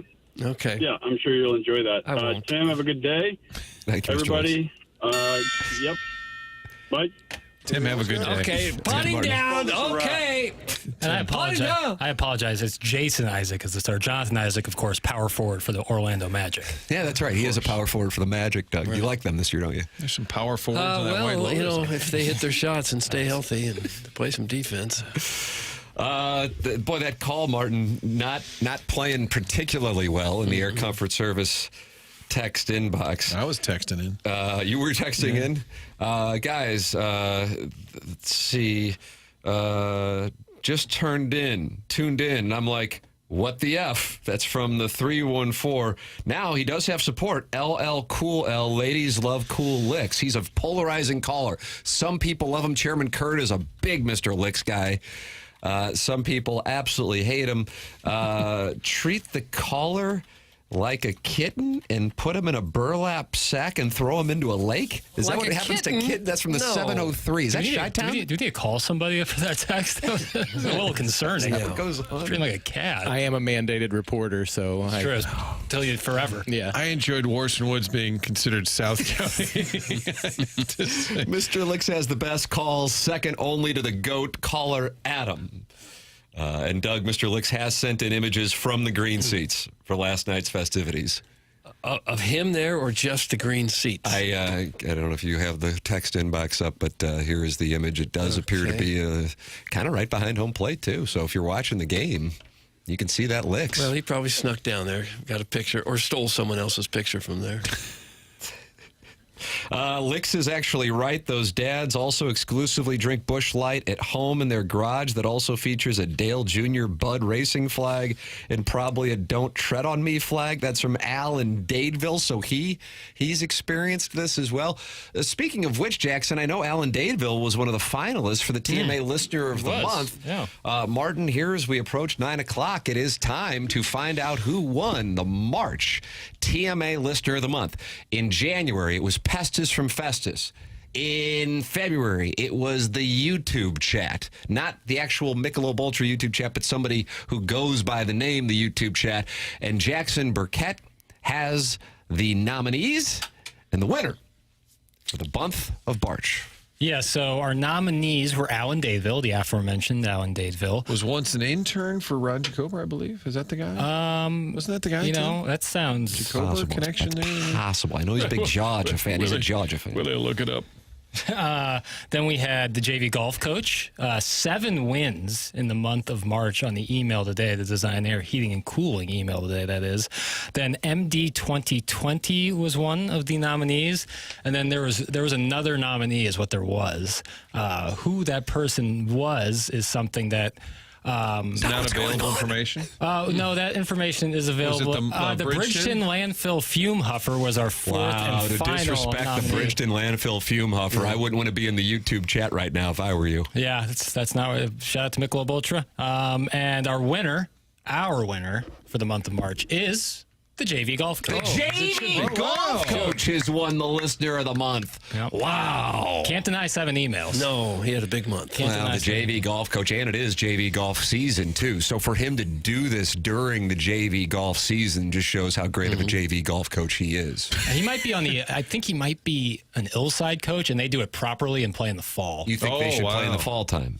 With no, it's one of the most... That's a hill you die on. It's one of the most golf season for high school should be? Absolutely. When the weather's nice and you've played all summer and you're ready to go, half our match would be rained out in the spring, and it's cold and windy and you stink. Very damp, even saturated zoysia. It's not optimal. Yeah, I've always thought it'd be better to play high school baseball in the fall here too. Yeah, I You think can play every day in What should September. be played in this time of year then? Almost indoor sports. Yeah. Do you go basketball? Indoor soccer? Well, if Steamers? basketball's got to be in the Ambush? winter. You Basketball. can play soccer Storm? in this. Yeah. Maybe swap soccer and baseball. Girls soccer plays in the spring in Missouri. No matter your sport, this time of year, it's rough. It's soggy all the time. Everything's getting canceled. You're always getting blue balled by the forecast, too. Yeah. Oh, it's going to be good. And then all of a sudden you got this crap. Cold, windy. Or it's a nice day and it's 45-mile-per-hour wind. You know, it's like, I just can't win. Tim, you like a little behind the curtain? I love behind the curtain. And Jackson sometimes is checked out, but it's because he's doing clerical work, which benefits the show. Yeah, you can update your name in the text inbox first week of the month, and a lot of people are putting Jackson on it, so send it in if you want it. Yes, what's the behind the scenes? Other times he's checked out because he's listening to 80s music, apparently, for the benefit of the show. Cousin Nick, loyal listener in Minnesota, who says all their teams suck. He needs to start texting the show as just Cousin Nick. He wanted to know, why is this guy so surly? And it was Mr. Licks calling in. So now I'm getting texts directly about the callers, and then Matt Holliday said, who's the guy on right now? Which is funny because I asked Matt the other day, hey, are you calling in this week? And he never responded. But he did text in about Mr. Licks calling. Mr. Lick's call led to Matt Holliday texting you. He didn't text me back about being on the show, but he texted about Mr. Licks. I wonder who has more money, Matt Holliday or Mr. Licks. Doug, what do you think? Holliday. Well, you answered that instantaneously. Yes. Licks has got nothing. I don't know. He's got nothing. He just sent you the picture of the green seats. don't You think care. Holliday could afford the green seats? Yes, he could afford I the didn't see him in the stadium. green seats opening day. I didn't see him in the green seats. I think Holliday, if I'm not mistaken, before they relocated back to Oklahoma, and I guess he can text you to confirm this, he lived right next door to Ricky down in Jupiter. Because both Oklahoma State guys. Oh, Ricky Fowler. Ricky Fowler, yeah, right across from the lighthouse. Well, Matt says, I'll come on anytime. I'm like, well, come on now. I have a text that says, when do you want to come on? That went unanswered. Next time we're in Jupiter. Matt will call you in about 5 minutes. Nice. Jackson will have some 80s music queued up. Oh, yeah. And Doug, you say about this program what? Ours is the type of show where friends feel they can drop in at any time. Nice. You think Matt Holliday considers himself a friend of the show? I don't think he likes admitting it. Closet? Yeah. Well, but he's very playful about the show, which I like. He was with the Cat the other day, opening day, doing a TV interview. That was a great interview. And he said, he goes, hey, Jim, Martin's on a real signal. He's got a real show. And I like that kind of banter. And the Cat doesn't take it well, so it's even better. Great to hear a good neighbor friend like Licks on the radio. And I have proof that Licks is very wealthy. That's from the self-made stay-at-home Ladue mom. So Doug, it's being corroborated. He does. Maybe after Mr. Licks has his balance sheet showdown with the Warson Woods Wacko at the Caldies in Ladue, he can have a balance sheet showdown with Matt Holliday. I would imagine Holliday would love to. Won't go well for him. Has Licks ever even told us what he does? He's old money. So he doesn't do anything? Just goes to the games. Mergers, probably some acquisitions. Probably some needlepoint. Yeah. And when you mentioned Holliday used to live in Jupiter, next time we're at spring training, I would like to get my hands on a map of the Stars' homes. I want a bunch of golfers and business executives. Well, yeah, Tiger Woods and Jack Nicklaus. That's Jupiter Island. Yeah, I want to see where all those guys live. Kim and Carson, I did one of those canal boat tours one year. That was kind of fun. So did you see Tiger's? Well, it's all blocked out by trees, but he has 3 holes. I mean, the guy, as we all do, but I'm talking about golf ones. I had a little, cooler Busch Light. That was the St. Louis hayseed. So I think he would just every once in a while, I was like, yeah, that house, Greg Norman lives there. We'd like, oh, wow. Yeah, that's where Bill Clinton fell down the steps, actually. That is true. I didn't know if he was... Our guy wasn't that engaged. He was kind of like Jackson during the show. He would just go, just making up I think Marilyn Monroe used to live there or something. Yeah, who's going to fact check that, right. And the boat's moving at a brisk pace. The best part, I don't even know how much these houses are worth, tens of millions of dollars. And like, yeah, this guy did this, built this company, and he's here like 3 weeks of the year, and then it just sits there. That guy there, yeah, he invented the Post-it note. My guess is these guys probably did HD2 radio. Right. That's how people get their start, for sure. Kind of what I think, but I hope it doesn't come off as arrogant. You're welcome to participate in the program like Mr. Licks. That was met with 50% raves, 50% hate. Texts coming in. Matt Holliday, 5-minute works. We better get to break. We got Matt the Bat coming up. All right. Jamie Rivers in the 8 o'clock hour. Now Matt Holliday, because ours is the type of, hold on a second, show where friends feel they can drop in at any time. I guess that means he's in. Let's see if he'll Matt knew we had nothing. Once he heard that call. We've had nothing for 2 decades. And Jackson actually does have some good audio, though. I will say that I'm anxious to hear. Doug Armstrong was on Spittin Chiclets yesterday. I've heard it was a great podcast interview. I'm looking forward to listening to it today. He's got a couple clips from that. And then Mike Trout raving about playing in St. Louis. Well, that was on the 2 Fox. And that was your guy. Yeah. Jackson just was looking it up he goes, oh, where'd this come from? I thought it came from L.A. And I'm like, I don't know why somebody in L.A. would ask him about that, but it was your guy. 2 of my colleagues were down there. Kevin Rhines and then Joey Schneider, who does a lot of our digital work. Yeah, they were both down there, and I guess they had put in a request. You have to request 24 hours in advance to talk to Mike Trout. Oh, wow. And Chaim Bloom is on 8 months in advance.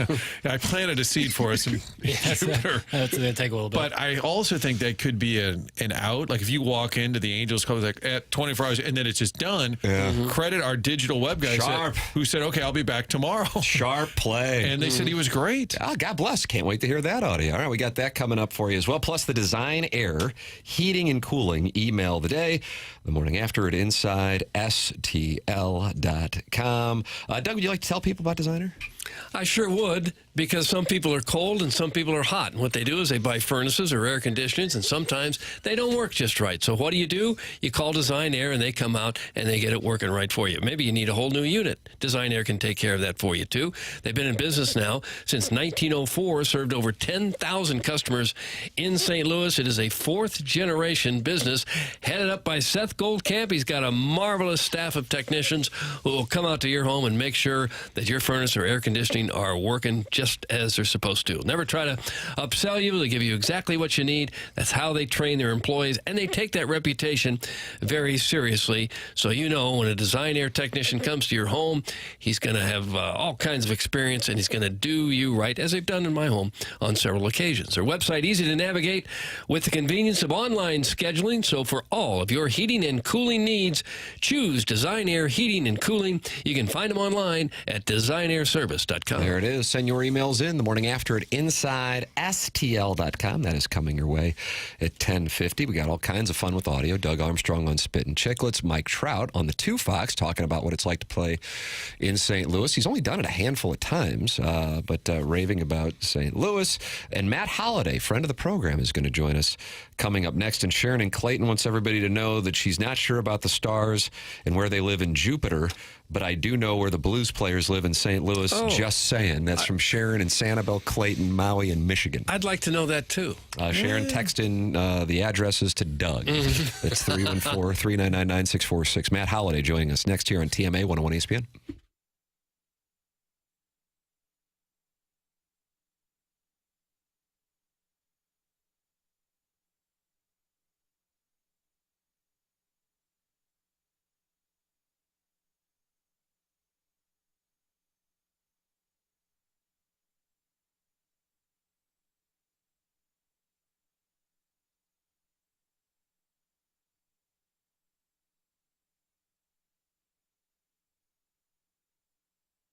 Oh, Jackson, let's call it Snooks. I call it Schnooks.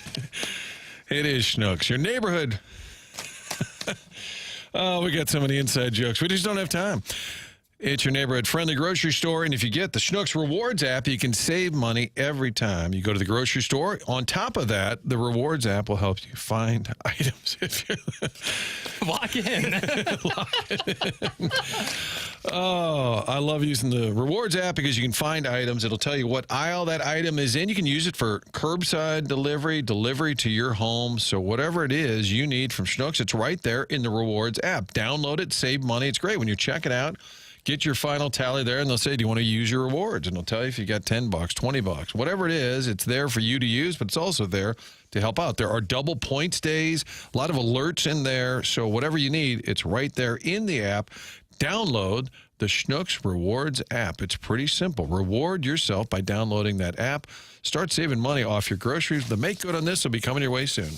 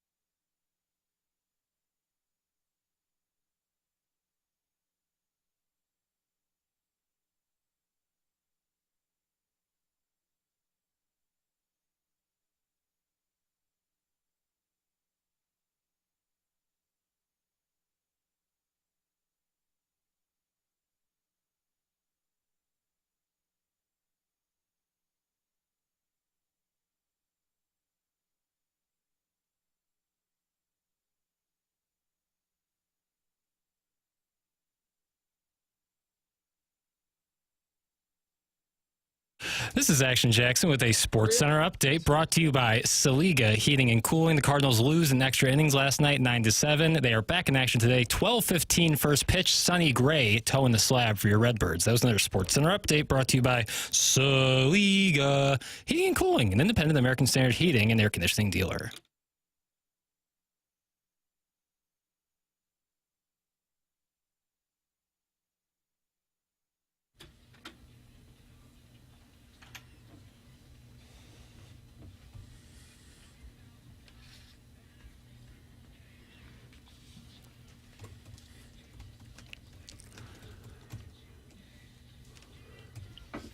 Well, this gets you fired up, doesn't it? I'm ready to play. I'd run through a brick wall right now for I like when Holly. they flip shine and rain, like to get the rhyme going. Yeah, I like that. I think that's creative. Matt Holliday is going to join us here in the Mark Hanna Evergreen Wealth Strategies 9 o'clock hour. He was listening to the program, did not respond to Martin's text earlier in the week to see if he would be interested in coming on, but heard Mr. Lix's call, texted Martin, wanted to know who is this fine gentleman, is what I assume he wrote. And how can we get him off the air? And Mr. Lix wants you to know, Doug, that in addition to his picture from the green seats at last night's Cardinals-Angels game, my in-laws actually just gifted me a new needlepoint belt this week for my birthday. Would love for Doug to take it off one night. Okay. So there is what's going on here on this program. So obviously a lot. Jamie Rivers with us in the 8 o'clock hour, and you go back and podcast it via the Schaefer Door Company podcast.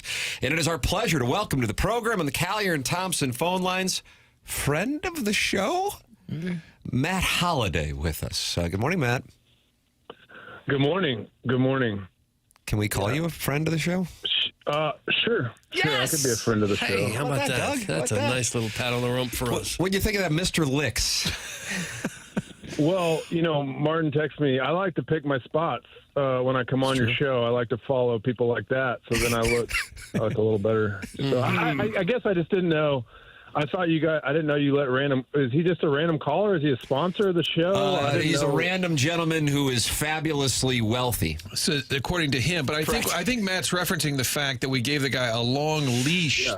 There was a lengthy call, to which Doug and I often point out, can we get to the point? It's the people's show. Okay.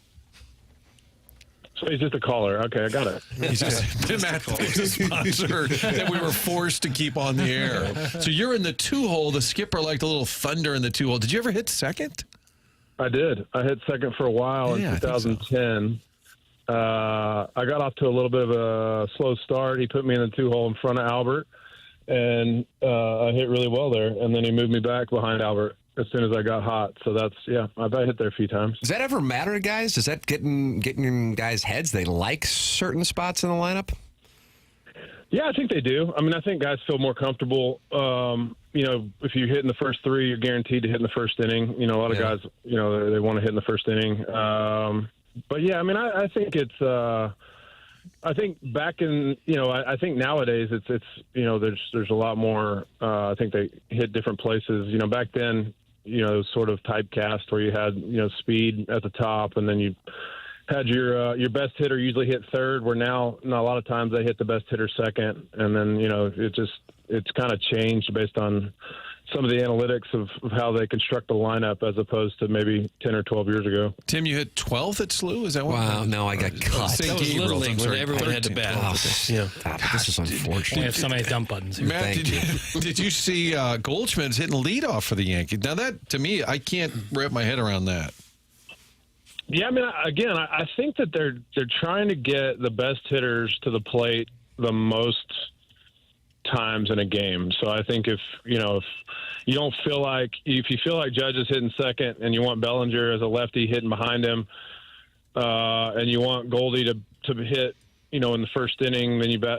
I just don't think that as we think about lineups, maybe the construction of a lineup now is looked at just a whole lot different. So after the first inning, I mean, I guess what does it matter? So I think it's just looked at differently. Does it crush a gentleman's spirits when he gets hit in the 9th spot? There was a while. You taking a shot? When LaRussa was batting the pitcher 8th. Remember when he did that for a while and a position player would have to bat 9th? That has to be soul crushing.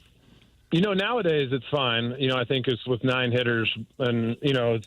I asked Jackson, my son, occasionally. They get the lineup the night before. I said, "Who? Where are you hitting?" The old saying is behind the whole damn team. So when you're batting 9th, so he's worked his way up to 7 a few times already. So no, I think the one that stings a little is when the pitcher hits 8th. Yeah. Back in the day when Tony would do that's got to sting a little. Yeah, that'll send a message. By the way, Jackson is off to, at least from what I'm seeing, you, of course, I'm sure, watching, a hell of a start for the Orioles. And I'm curious, is he going to go torpedo batting, do you think?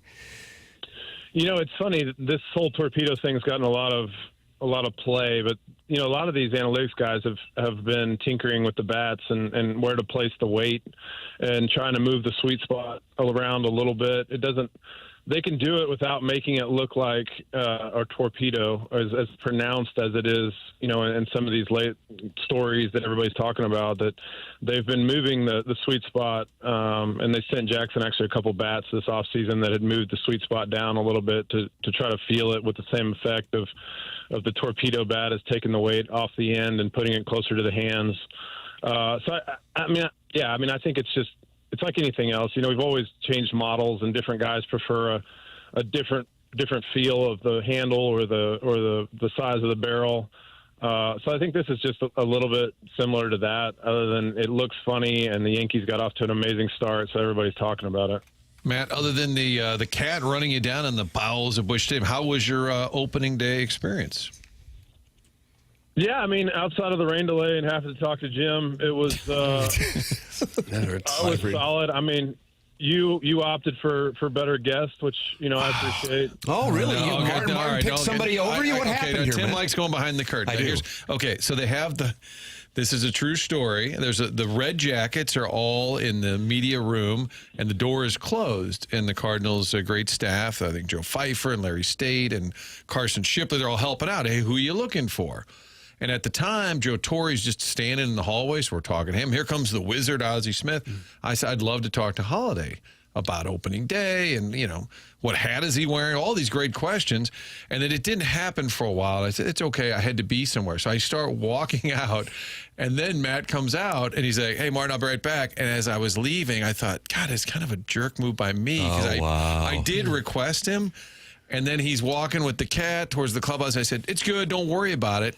And knowing you, I thought you'd be relieved. You didn't have to do it. But part of me thought, I wonder if he's kind of pissed off. Yeah. Well, you're right. Oh, no. That's why I didn't answer your text earlier. That's exactly right. I honestly thought you'd be relieved. For a while. Yeah. I left you in red for a while until I heard that guest call in, and then I just couldn't take it anymore. Oh, you left me unread, Tim. I got the unread. I like that. No, knowing Matt, I guarantee he was happy not to do a TV interview. No, I when I come back through, I like to catch up with Martin. But this time, I get it. Joe Torre, like you said, Ozzie Smith, Tony La Russa. There is way better options than me. No, I shouldn't have mentioned. Now it's going to hurt. Now it's going to hurt more. The way I played he even named him off. I appreciate it. Oh no! Well, you were such a prima donna. You weren't coming. He wasn't coming through the door. What am I supposed to do?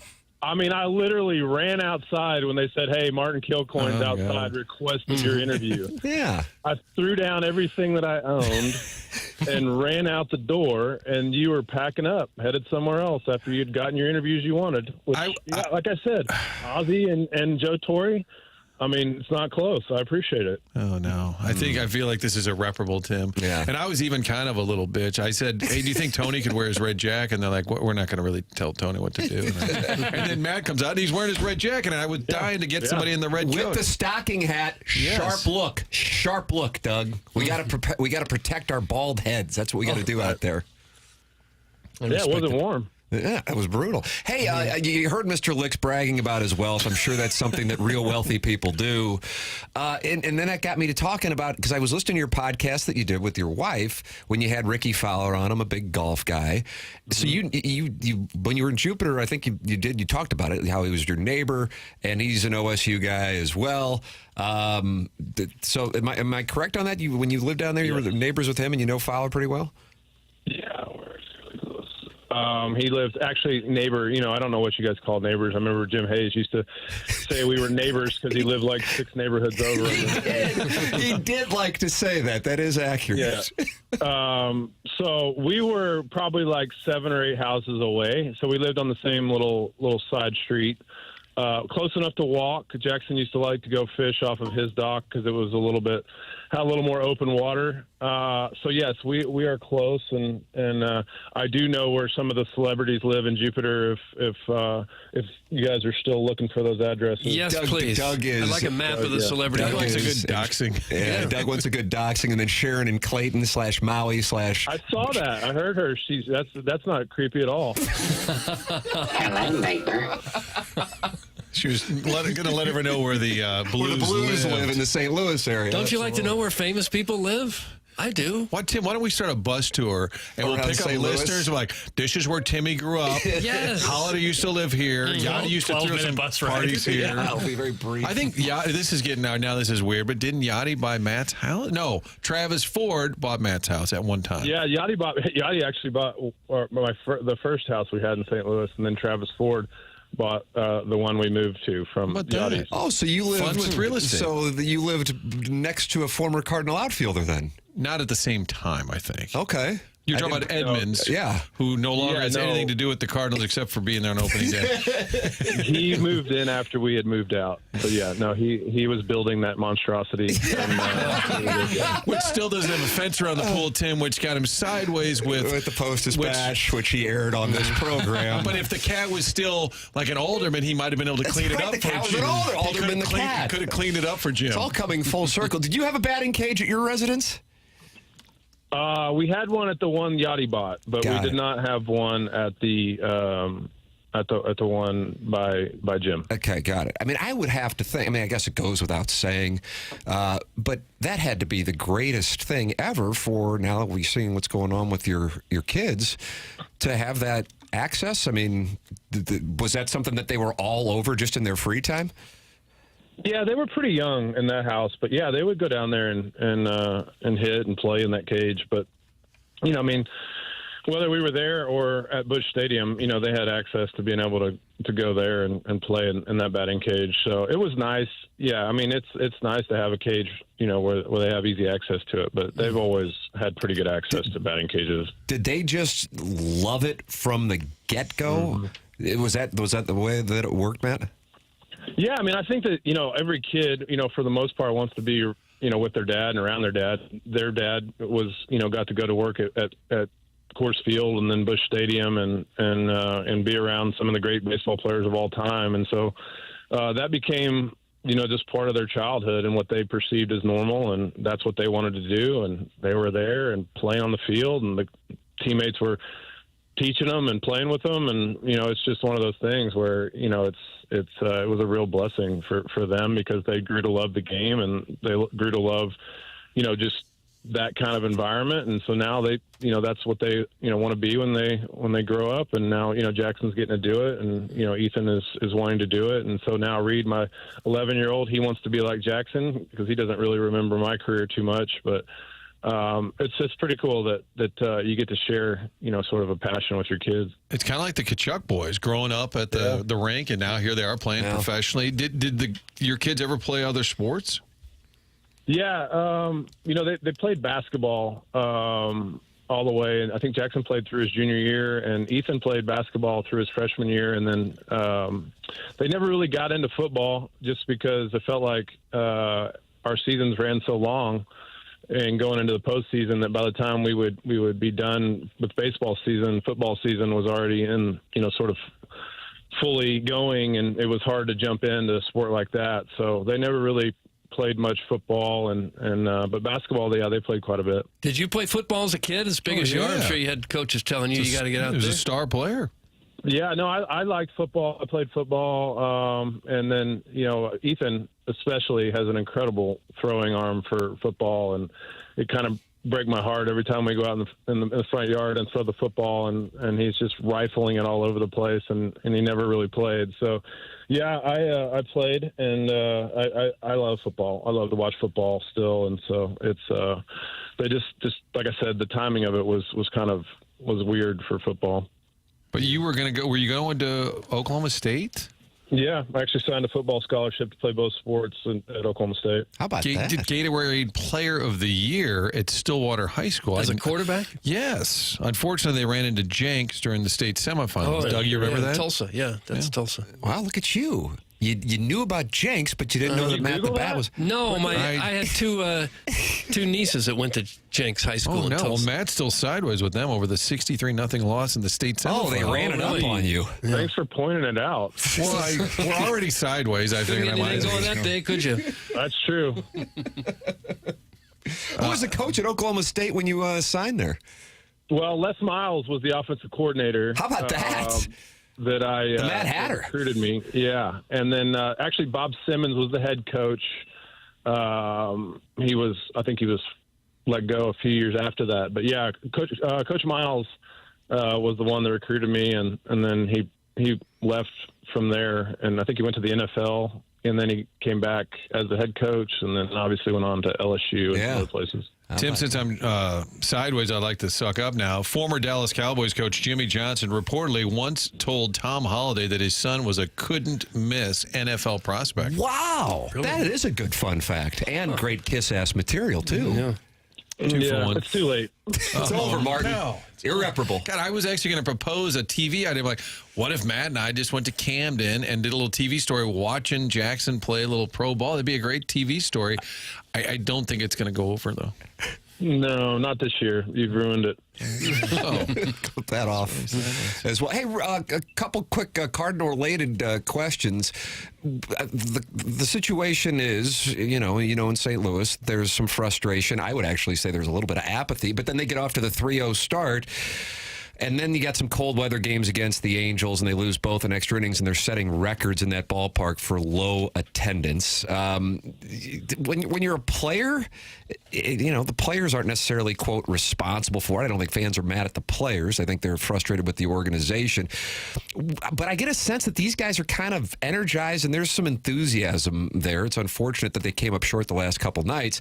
What do you think that was going on in the clubhouse, if anything, regarding seeing a lightly attended baseball game in St. Louis, which has been so rare that these have been record-setting, Matt?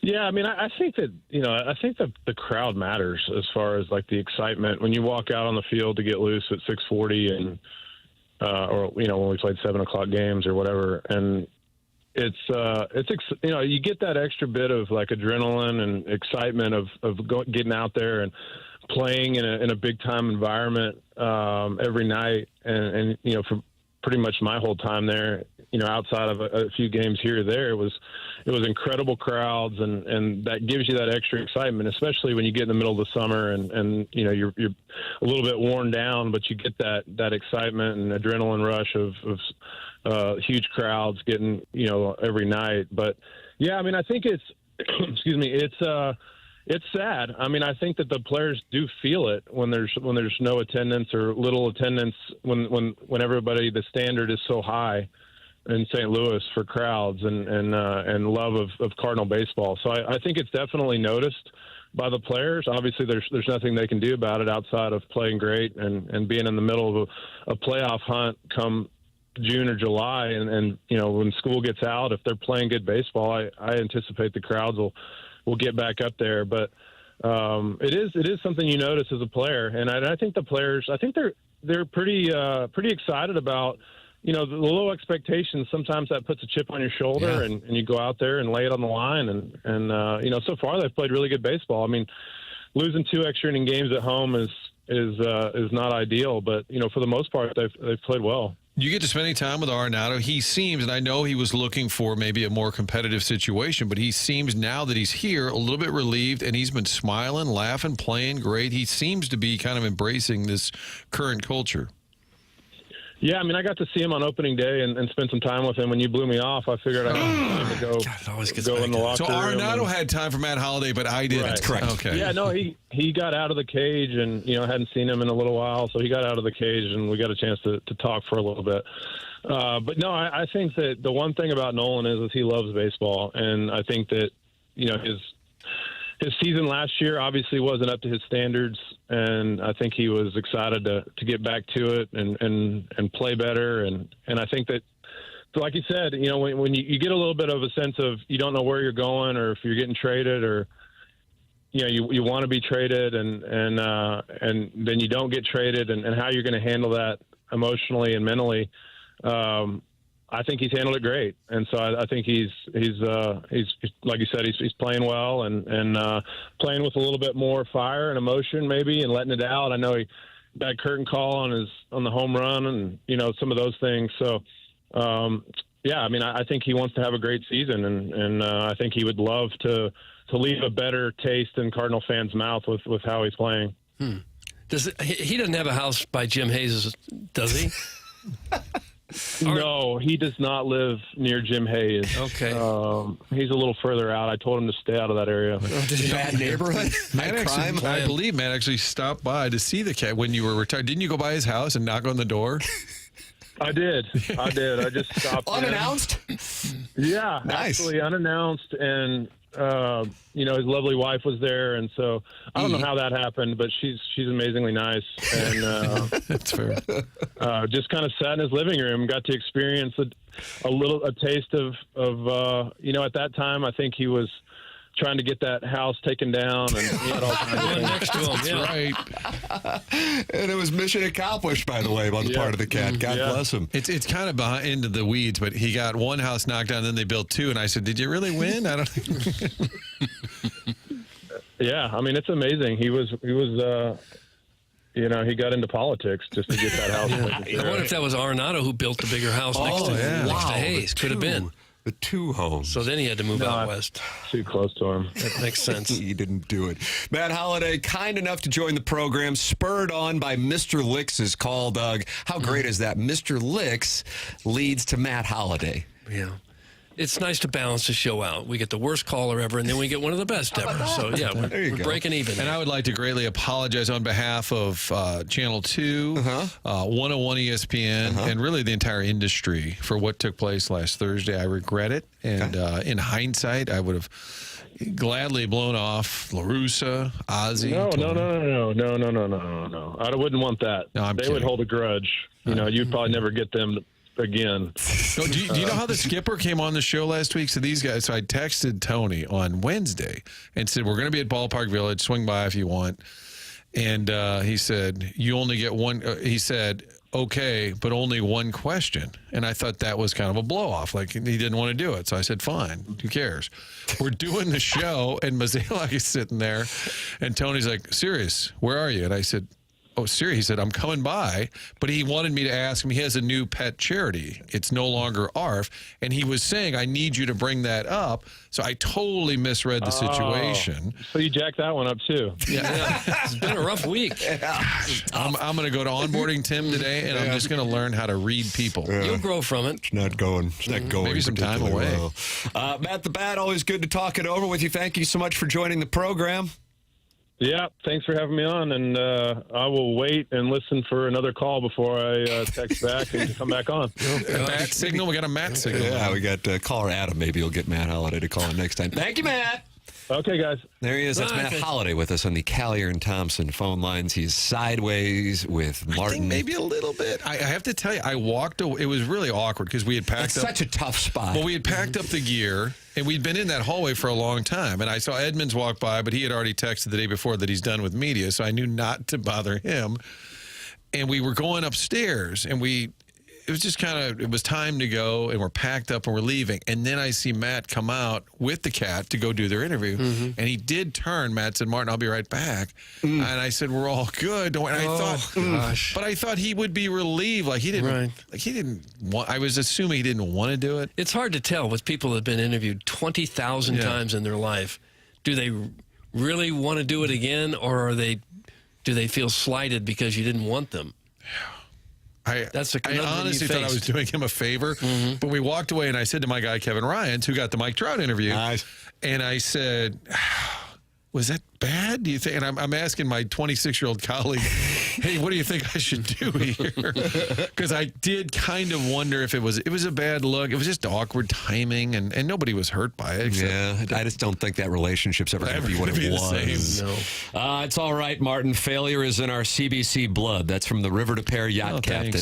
Thanks. So he's sympathizing with you. You can email in the morning after at InsideSTL.com for the design, air, heating, and cooling email today. Guys, I love me some Matt Holliday. That's from the Toilet Destroyer from Winfield. Oh, gosh. Is that a new one, Jackson? Yeah. You let that in, did you? Sure. Nothing wrong. We actually have some breaking news that I think is going to be quite important to a number of our listeners. The Savannah Bananas game has been rescheduled. That was supposed to be coming up this weekend, April 4th and April 5th.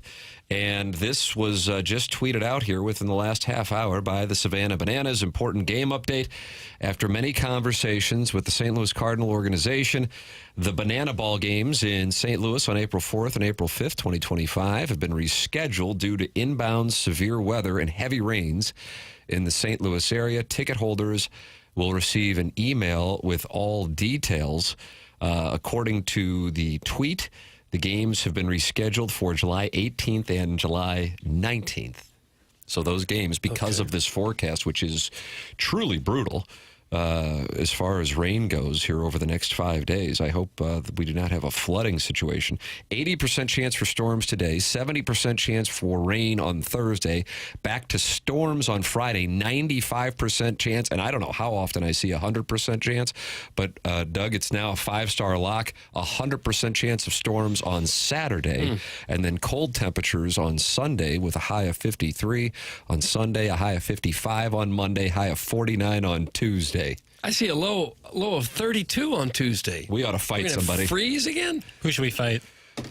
Jack Frost? God, I don't know. Who's the weather guy over at the Two Fox we should fight? Martin, you tell Glenn us. Zimmerman's got him. You don't want to go after Chris Higgins because he was in the military. So you want to avoid that, I think. Throat punches or something?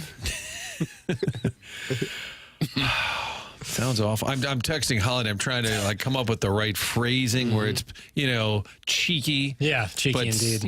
But serious, if there's such a thing. And we've got Joe Buck's coming to the Two Fox today. And nice. And then they said we've got the show tonight at 10:30. They said the studio, however, is being used for all the severe weather. I'm like, all right, now Joe's like, it's going to be like Matt Holliday. Like, what are we in the back closet here? What is this? God, wouldn't it be great if the Masters was this week? You'd just be salved. Weren't you going to call in and tell him? I texted Chairman Ridley, and I think he's mad I blew him off for Mickey Carroll at the fan show in 2006, so he didn't get back to me. Yeah. Sharon Clayton was not happy to be called out by Matt Holliday. She says, I happen to live near them. That's how I know. No stalking. Sheesh, Matt. That's Sharon in Sanibel, Clayton, Maui, and Michigan. Matt Holliday probably winning lots of fans for taking a stance against Mr. Licks and Sharon and Clayton. That's a double win. Yeah, that's probably two of our wealthier listeners. This is a well-heeled audience, though. And I think it's because the content is so intellectually oriented. Yeah. Thank you, Jackson. You can share your intellect by emailing in for the design, air, heating, and cooling email today. We have fun with audio galore from the Two Fox, Mike Trout on Playing in St. Louis, and from Spittin Chiclets, Doug Armstrong, with some details on a couple of different things that I think are going to be of note to Blues fans, specifically both the Drew Bannister termination and Jim Montgomery hire, and then also what he decided to do at the deadline, but how it came to pass. Because I don't think it was as far-fetched to think that this could have been a seller situation. And I really do think a lot of it could come down to Braden Shen going, I don't want to go to Toronto. And now where the Blues are a month later. So that is coming your way on the program. This is TMA. It's presented to you by Brown & Crouppen on 101 ESPN.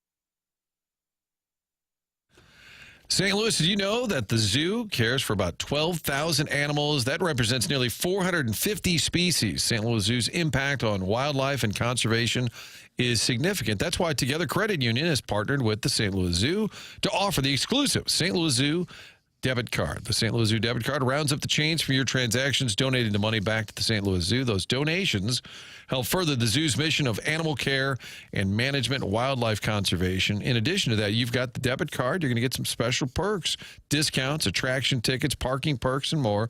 All of that, if you sign up and get the St. Louis Zoo debit card, you'll also get the sea lion plush toy with that debit card.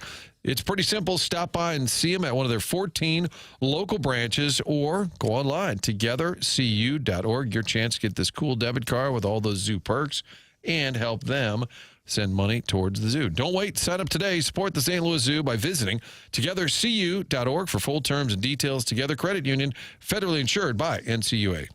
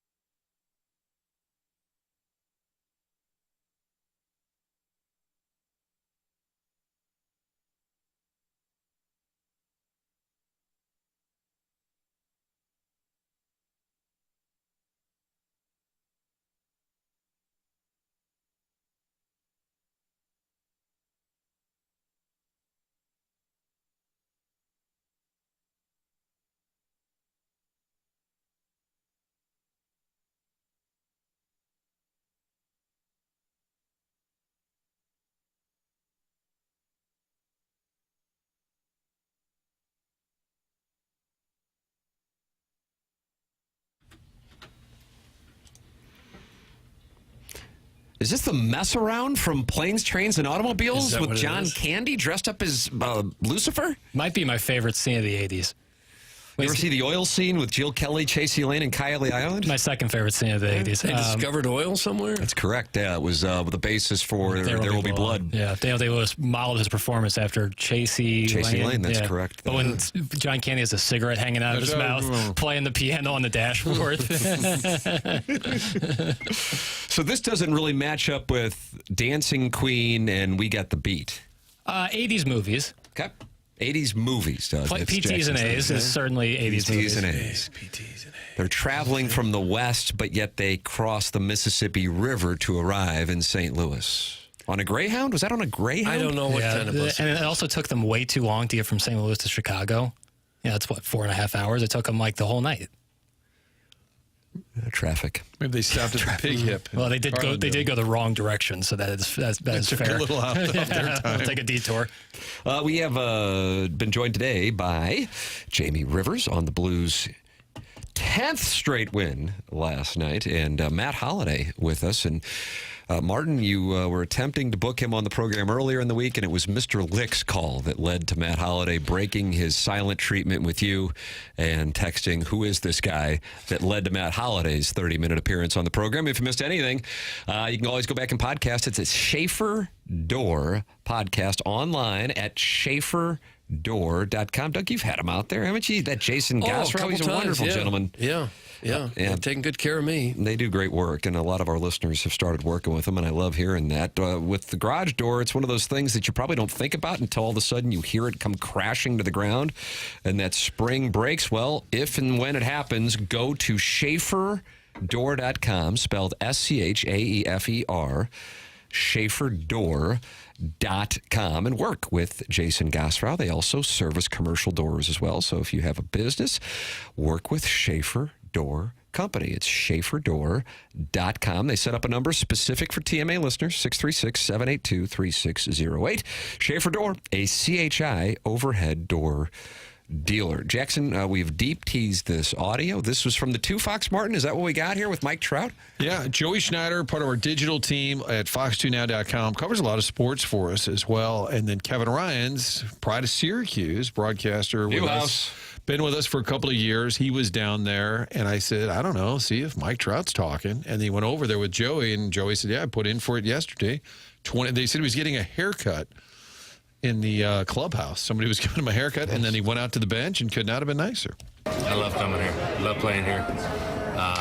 Obviously, when Albert was here, he talked up so much about it, and to be able to play here and just experience it, and the fans are unbelievable. When I saw the schedule come out and I saw St. Louis was on the schedule, I circled it. I always love coming here. The day that I came here with Albert last time, it was awesome. The experience, like I said, the fans are unbelievable. They just enjoy a baseball game, and they appreciate, you playing hard and playing hard.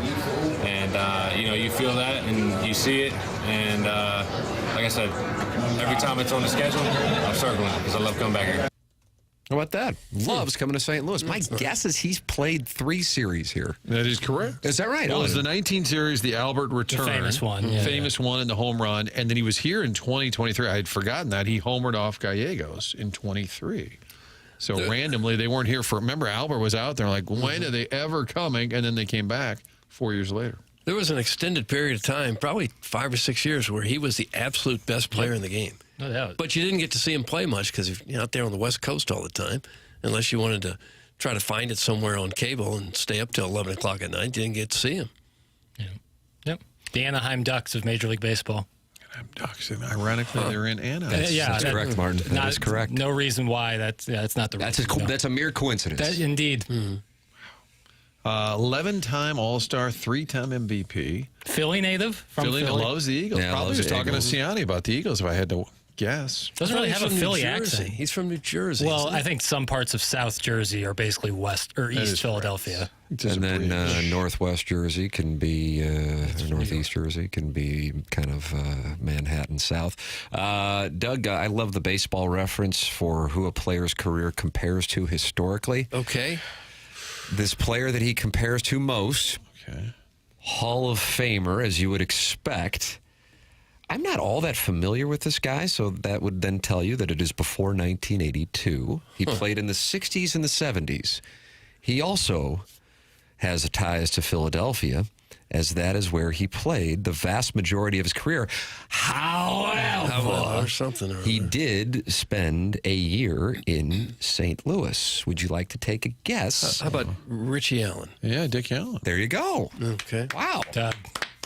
Did he almost get into the Hall this year? He did get into the... He's HOF. Yeah, this year, he I did think. get in, finally. He's HOF.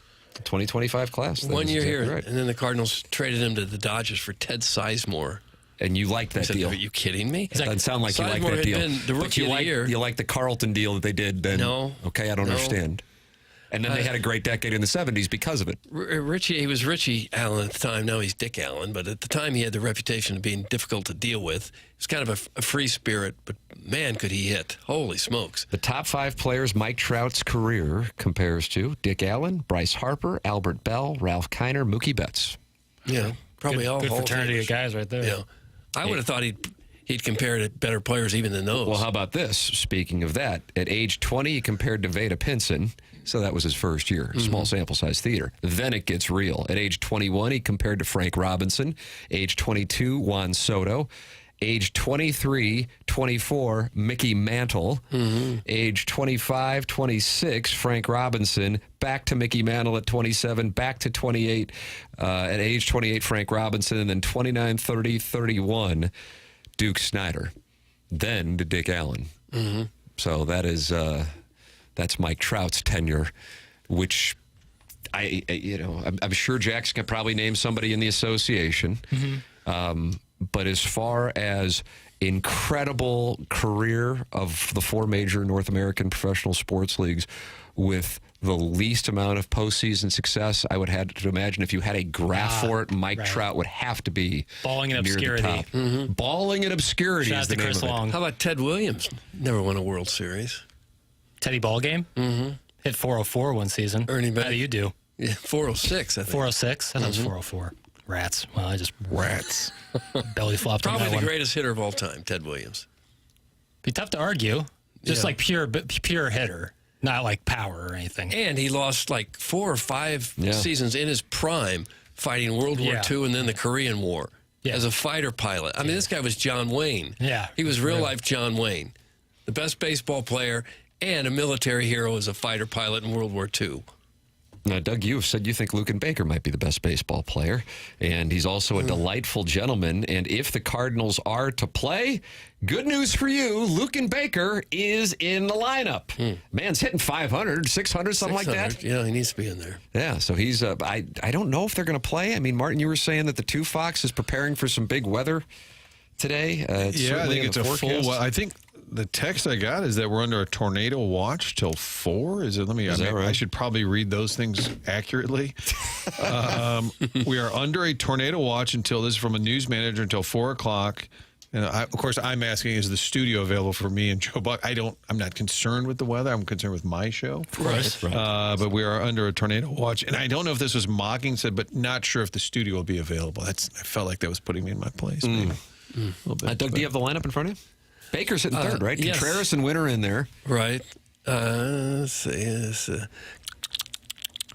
It's a little gerbil. Nootbaar, Contreras at first, Baker DH. So Contreras is hitting second. Okay. Hitting second. Then Baker, Arenado, Herrera, Donovan, Walker, Scott, and Wynn. Gosh, the editing on that. Abrupt. A little smoother out so I don't fall off the stool. I didn't mean to do that. Email in on Jackson's edits, the morning after at InsideSTL.com for the Design, Air, Heating, and Cooling email of the day. Because the Angels aren't back and they're both off tomorrow, I think they do whatever they can to get this one in. I hate to do it. We're recording the spread zone.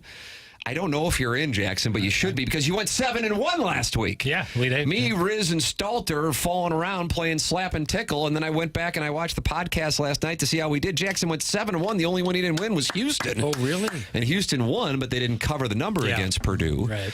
We gave locks. Mine was BYU Alabama over. That shipped, but then I went like 3-5 on the games.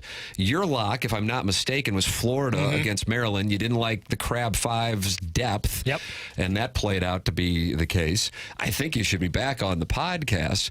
The reason I bring it up is we have this SOD coming up today, and Jackson, this guy's on a heater. And he should be. Sure He is. should be on the damn thing. Thanks, Tim. Yeah.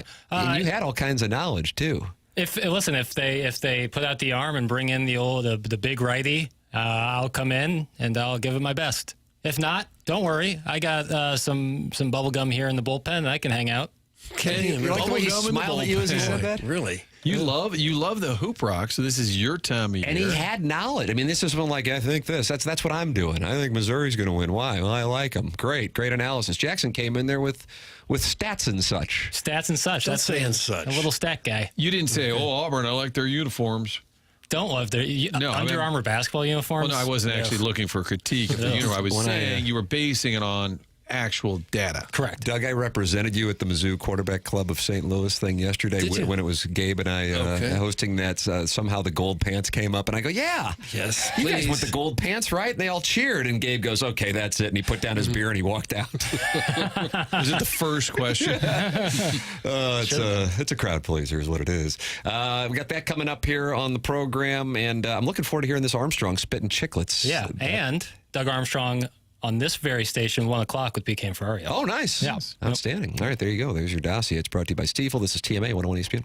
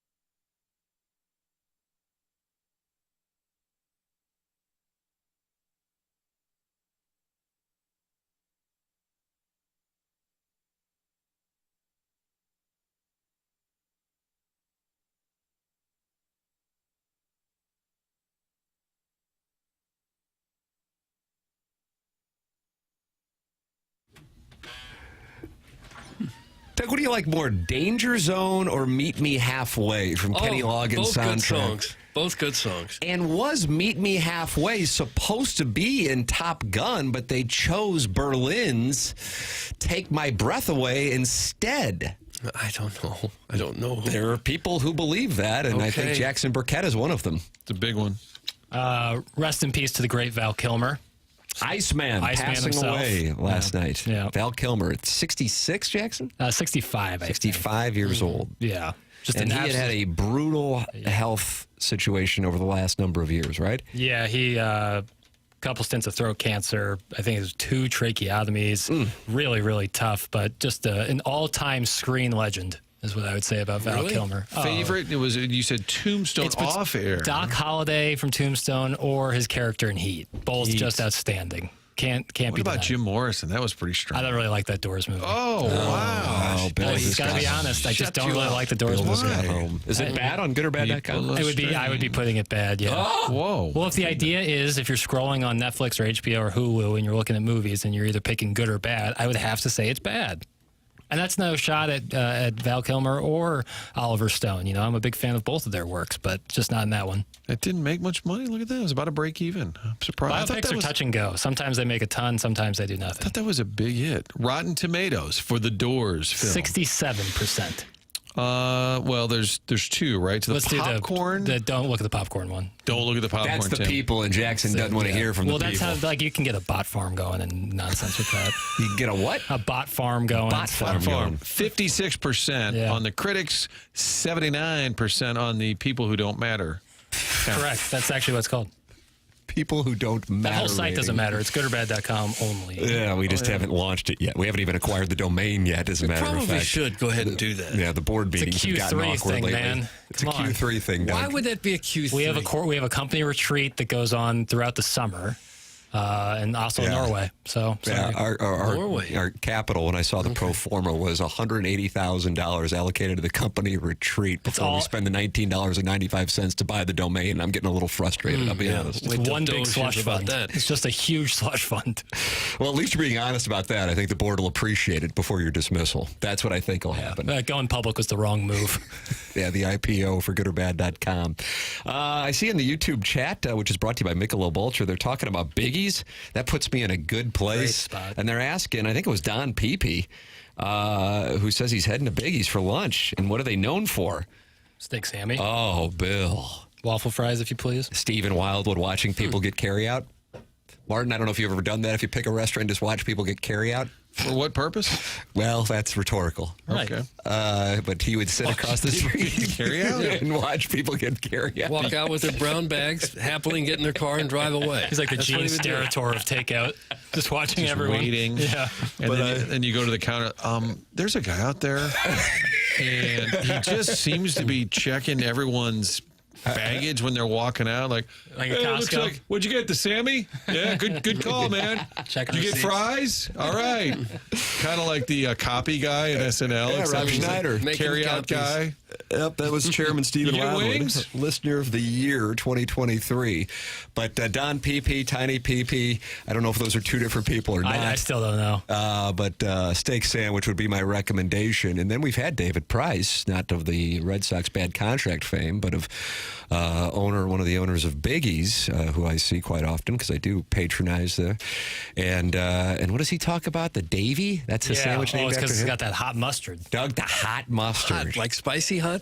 Yeah, I mean it's not going to burn your tongue off, but yeah, I'm a big hot mustard guy. No. Just in general, and theirs is really Like good. if I wanted to get a good one at the grocery store, where would I go?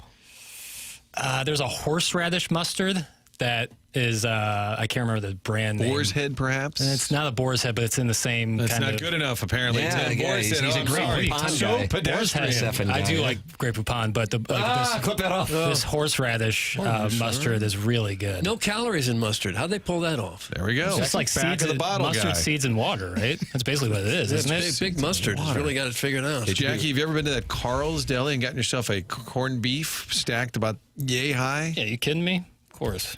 You got talked down to More of a too. Pretzels guy, personally. More of a Could I be Pretzels any guy. more pedestrian? More of a Pretzels guy, but I respect it. We're exiting the Mark Hanna of Evergreen Wealth Strategies at 9 o'clock Thank hour. He's God. online at evergreenstl.com. Yeah, you had a rough one there with Matt Got Holliday. beat up by Matt Holliday, whose son is named Jackson, and then I just got dunked on for my deli take by this Jackson. Nope, it's tough. It's a tough time. Mark Hanna's with Evergreen Wealth Strategies, online at evergreenstl.com, where you can call 314-889-0503.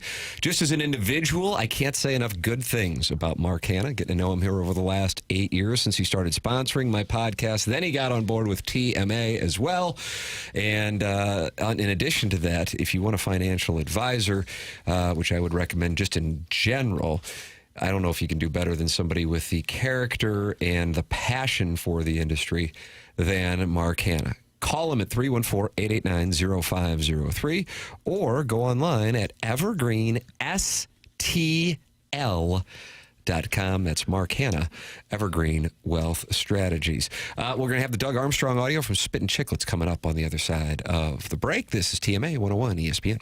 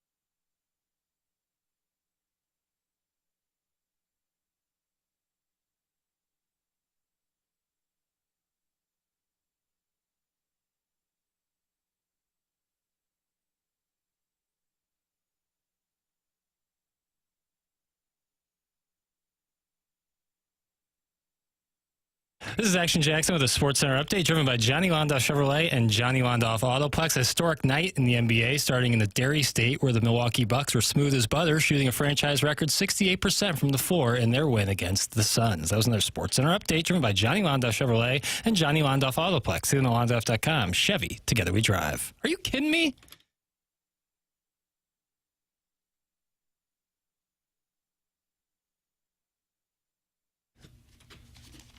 Caddyshack. 80? Yeah.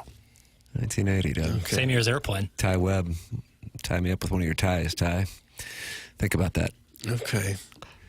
What are you thinking? That was one of my all-time favorite movies, I'd say. What's your Mount Rushmore? Caddyshack. Mount Rushmore. Animal House is up there. I have to go all the way back to Wizard of Oz, of course. Maybe Godfather, I guess, would get in there. Yes, look at you. Is that 3? And You got Caddyshack, Wizard of Oz. Yeah, Animal House. Godfather, Animal House. There's I your guess Mount those Rushmore. are my favorite. I bet Jackson scoffs at that as being too meat and potatoes. That's Not what, at that's all. what my that's what my Not at all. We like what you like. Favorite movies is, it's totally subjective. But to I be love cool, all you'd those have to movies. have some art picture that most people hadn't even heard of. Chaplin. No, not necessarily. Nothing wrong with being a little chalk. Nothing wrong at all. You just got called a little chalk. Well, the You reason didn't it's catch it. chalk is because lots of people loved it. And absolutely. That makes it chalk. I'm not chastising. I'm being framed as chastising when I'm doing quite the opposite. I'm championing Doug's list. People shouldn't I love frame. all 4 of those Especially movies. catchers should not frame. Yeah, it's true. Email in your top 4 the morning after at InsideSTL.com. Design, Air, Heating, and Cooling email today. JV Golf Coach named the listener of the month via TMASTL.com earlier in the program, carrying over the win in the email of the month brought to you by Design, Air, Heating, and Cooling. That comes your way at about 10:50 on the program. Doug Armstrong on Spittin Chiclets with the boys. And I'm anxious to hear this. I'll listen to the whole podcast later on today. But Jackson, you've pulled a couple clips. What do we have here? The one that I was most interested in was about how the Blues maneuvered the trade deadline and the 4 Nations break and his breakdown of that. I thought that was really fascinating. So here you go. Coming out of the 4 Nations, our job as a management group is to have a plan, and then you adjust to what the information you're given. And we said to the teams that, we're not playing to a caliber of hockey that's sustainable or successful. We have players that are going to be available. And now with the caveat, if we start winning games, things will change. So if you want to buy now. and we ended up going on a little bit of a heater. And then we got to that last game and we had said that the only trade, we're going to make a hockey trade. We're not going to make a futures trade because the players had given us the information that's what was needed. Like they would understand a hockey trade. They wouldn't, not that we do it because we need their acceptance. We have to do our job, but they had earned the right to play this out. And so if we could have done a hockey trade, we would have looked at it, but we weren't going to do a futures trade. And again, this isn't with Shenner. It's with anybody with a no trade clause in our group. They have the right to veto a trade, and they've earned that right. We've negotiated that right. But I also have the right to find out what their value is and take it to them later too. So it's a no trade doesn't mean no talk. No trade means you get the final say. And that's just not Shenner. That's everybody. There you go. And as it turns out, had an organization given him the kind of offer that he wanted, what we've been seeing here for really the last month and a half now at this point doesn't happen. Most likely, I say most likely because, imagine, not that they were going to do it, but imagine if they traded Parayko and they went on this heater. Instead, he gets hurt and they go on this heater, although the heater had started before that. Doug, your odds on the Stanley Cup this morning, the Blues are down to plus 4,000, plus 4,000 to win the Cup, and that is exactly the same as the Minnesota Wild. To give you some perspective, we are sitting here talking on April 2nd, 2025, and on March 19th, they were plus 17,500. Would have been a good bet. And I've got it a couple different ways. And they are now down to plus 4,000. Who do you think the favorite is to win the Chalice? Didn't you say Dallas a little while ago? Yeah, but do you think it's changed since then? So that's the question. Probably not, because Dallas is playing very well right now. You're correct. Dallas plus 525, Panthers plus 625, Oil at plus 800. I don't feel like people in Edmonton would think they're the third best odds to win the Stanley Cup right now. They're Banny Roosters, and they have just as many points as the Blues do, but McDavid and Draisaitl have been hurt. Avalanche plus 950. The Blues right now, first-round opponent, could, of course, change. Vegas, Golden Knights plus 950. Caps plus 950. Lightning plus 1,000. Leafs and Craig Berube plus 1,000. Hurricanes plus 1,100. And then, kind of oddly, the team that has been in first place and one of the best teams in the league from the very beginning with their winning streak to start the year, the Winnipeg Jets, all the way down right there at plus 1,100. So Vegas is a bigger favorite to win the Cup than Winnipeg. Winnipeg currently the 1 seed in the West. Do you think that could be because of people that set these kind of odds and maybe some of the media people that go along with it? They just don't want to go to Winnipeg. And so you think it's an anti-Manitoba odd? Yes, they don't ever want to go up there because it's so darn cold. So they're thinking, well, let's pick someone else. Media says watch out for Rask. What about that? That's a factor. It's definitely a factor. Especially now that he's a broadcaster. If the Blues had gotten off to a good start, would they have made the coaching change? If they were 7-8 games over 500 and Montgomery became available, is Bannister gone still? Maybe a blessing they started poorly and Montgomery... he's meant to say Bannister was let go. He said Montgomery was let go. But maybe he's talking about Montgomery let go from the Bruins. But anyway, Armstrong actually talked about that. Here's what he had to say about that move.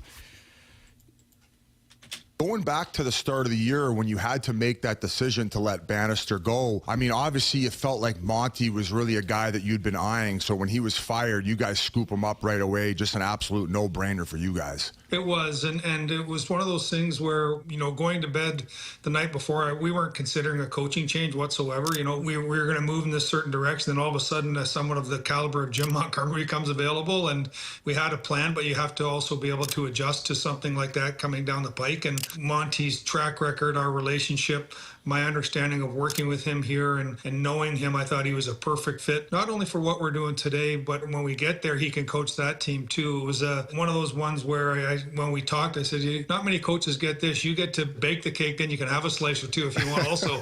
So he's done a really good job for us. And Boston has fallen apart without it. Worst team in the East. Jim Montgomery and a lot of people, I think, were saying it at the time before he even became the Blues head coach. He was scapegoated for a bad roster construction in Boston. And that essential core that we saw in 2019 in Boston is really no longer, as it was kind of finalized with Marchand going to Florida at the deadline. And Jim Montgomery was the scapegoat on that whole thing. But a great break for the Blues, because I honestly don't believe this happens if he's not the head coach. So much of the credit has to go to Jim Montgomery, and Jamie Rivers said it when he was with us in the 8 o'clock hour that this is a guy that you would have to think is going to be in the mix for the Jack Adams when it's all said and done. And the Blues continue this with an opportunity to make it 11 in a row tomorrow. Joey Vitale's good friend. I think that's what he's known for more than anything. But he also plays for the Penguins. He also had a big goal 15 years ago. His name is Sidney Crosby. Yeah, Joey knows him. Right. He will be here for a Pittsburgh team that, much like the Boston Bruins, is not necessarily enjoying this particular year's campaign. You mentioned Florida a second ago. Matthew Tkachuk is still not playing for the Panthers after that injury he got in the Four Nations tournament. Still not playing. They're hoping he can get back for the round 1 of the playoffs. Not sure. I wonder if that sends a message to anybody on future tournaments like this. Can we really afford to lose our superstar player in that? I think it's kind of one of those things that I think for hockey, the juice was worth the squeeze, even though I don't know if that's the way they're feeling down in Florida. I think if Florida was on the verge of missing the playoffs, they might think differently. They're pretty much locked into, at worst, the 3 seed in the Atlantic, although they're only 2 points away from the Leafs, who are leading the Atlantic. It's the Leafs, Lightning, and Panthers, and they're all separated by a point. So that thing is up for grabs. But yeah, you're right. If they would have really, really fallen off and not made the playoffs, it might be a different conversation. Right now, that is not something that looks like is going to be any concern for the Panthers. That'd be something else. if that became a big story. But I haven't heard much about that. I mean, it was talked about a little bit initially. It was more talked about that he couldn't play or wasn't able to play the duration of that game against Canada. But Matthew Tkachuk and the boys probably will get a good opportunity to repeat. And either way, you're going to have a hell of a series in the first round in the East with the Leafs, Lightning, and Panthers. 2 of those 3 doing battle. And we thought the glamour series in the West would be that Stars-Avalanche series, but there's a chance that the Blues catch the Avalanche. They will see them after they see Pittsburgh here in St. Louis. And if you look at Colorado's schedule, Blues also have a tough road trip themselves. But if you look at Colorado's schedule, they have a test here the rest of the way. They are sitting at 94 points. They've played 75 games. Blues sitting at 89 points. They have played 76 games. So, Doug, we call that a game in hand. Game in hand. Yeah, the Blues have played more than anyone else in the West. Play the funny clip about the offer sheets. Army jokingly said he didn't want to send the offer sheets until they were out of Canadian airspace. That's from I shaved my balls for this. Yeah, Jackson, I don't believe that was in the fun with audio, though. I didn't pull that. I'm sorry. You want to apologize to that's just what we wanted. Oh. You wanted it as you heard it 3 seconds ago. He was afraid they might get shot down or something if it became known that they had just swiped 2 of the Oiler players. Blues are offending every Canadian team right now, that's apparently. okay. Declaration of war. That's fine. All right, send your emails in. We got that coming up here in about 20 minutes. This is TMA.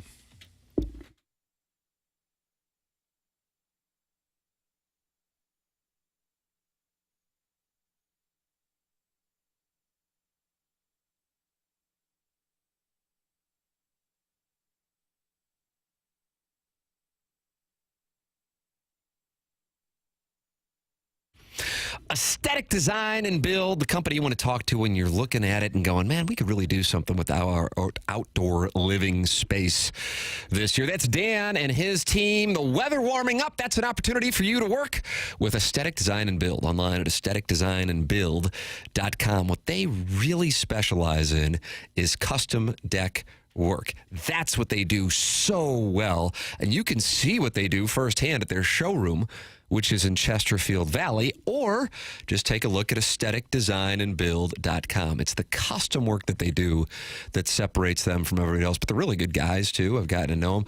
They build custom decks. They can add on a pergola for you, or even if you're looking to shade your covered patio with retractable screens. They really do have answers for it all for your outdoor living space at Aesthetic Design and Build. Call them at 636-532-5008 or visit them online at aestheticdesignandbuild.com and let them know I sent you their way.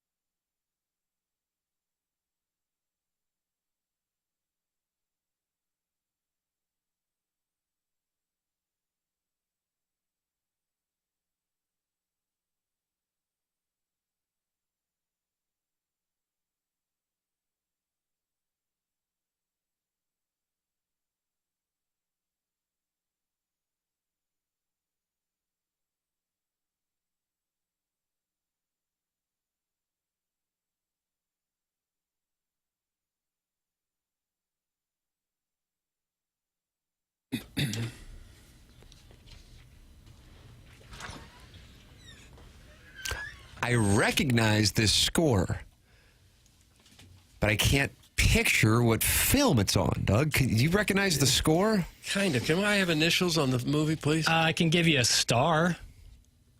Ramis. Harold. Harold Ramis. Stripes? Wasn't Stripes. No, but a quality guess. Ghostbusters? Yes. Ghostbusters is correct. Okay.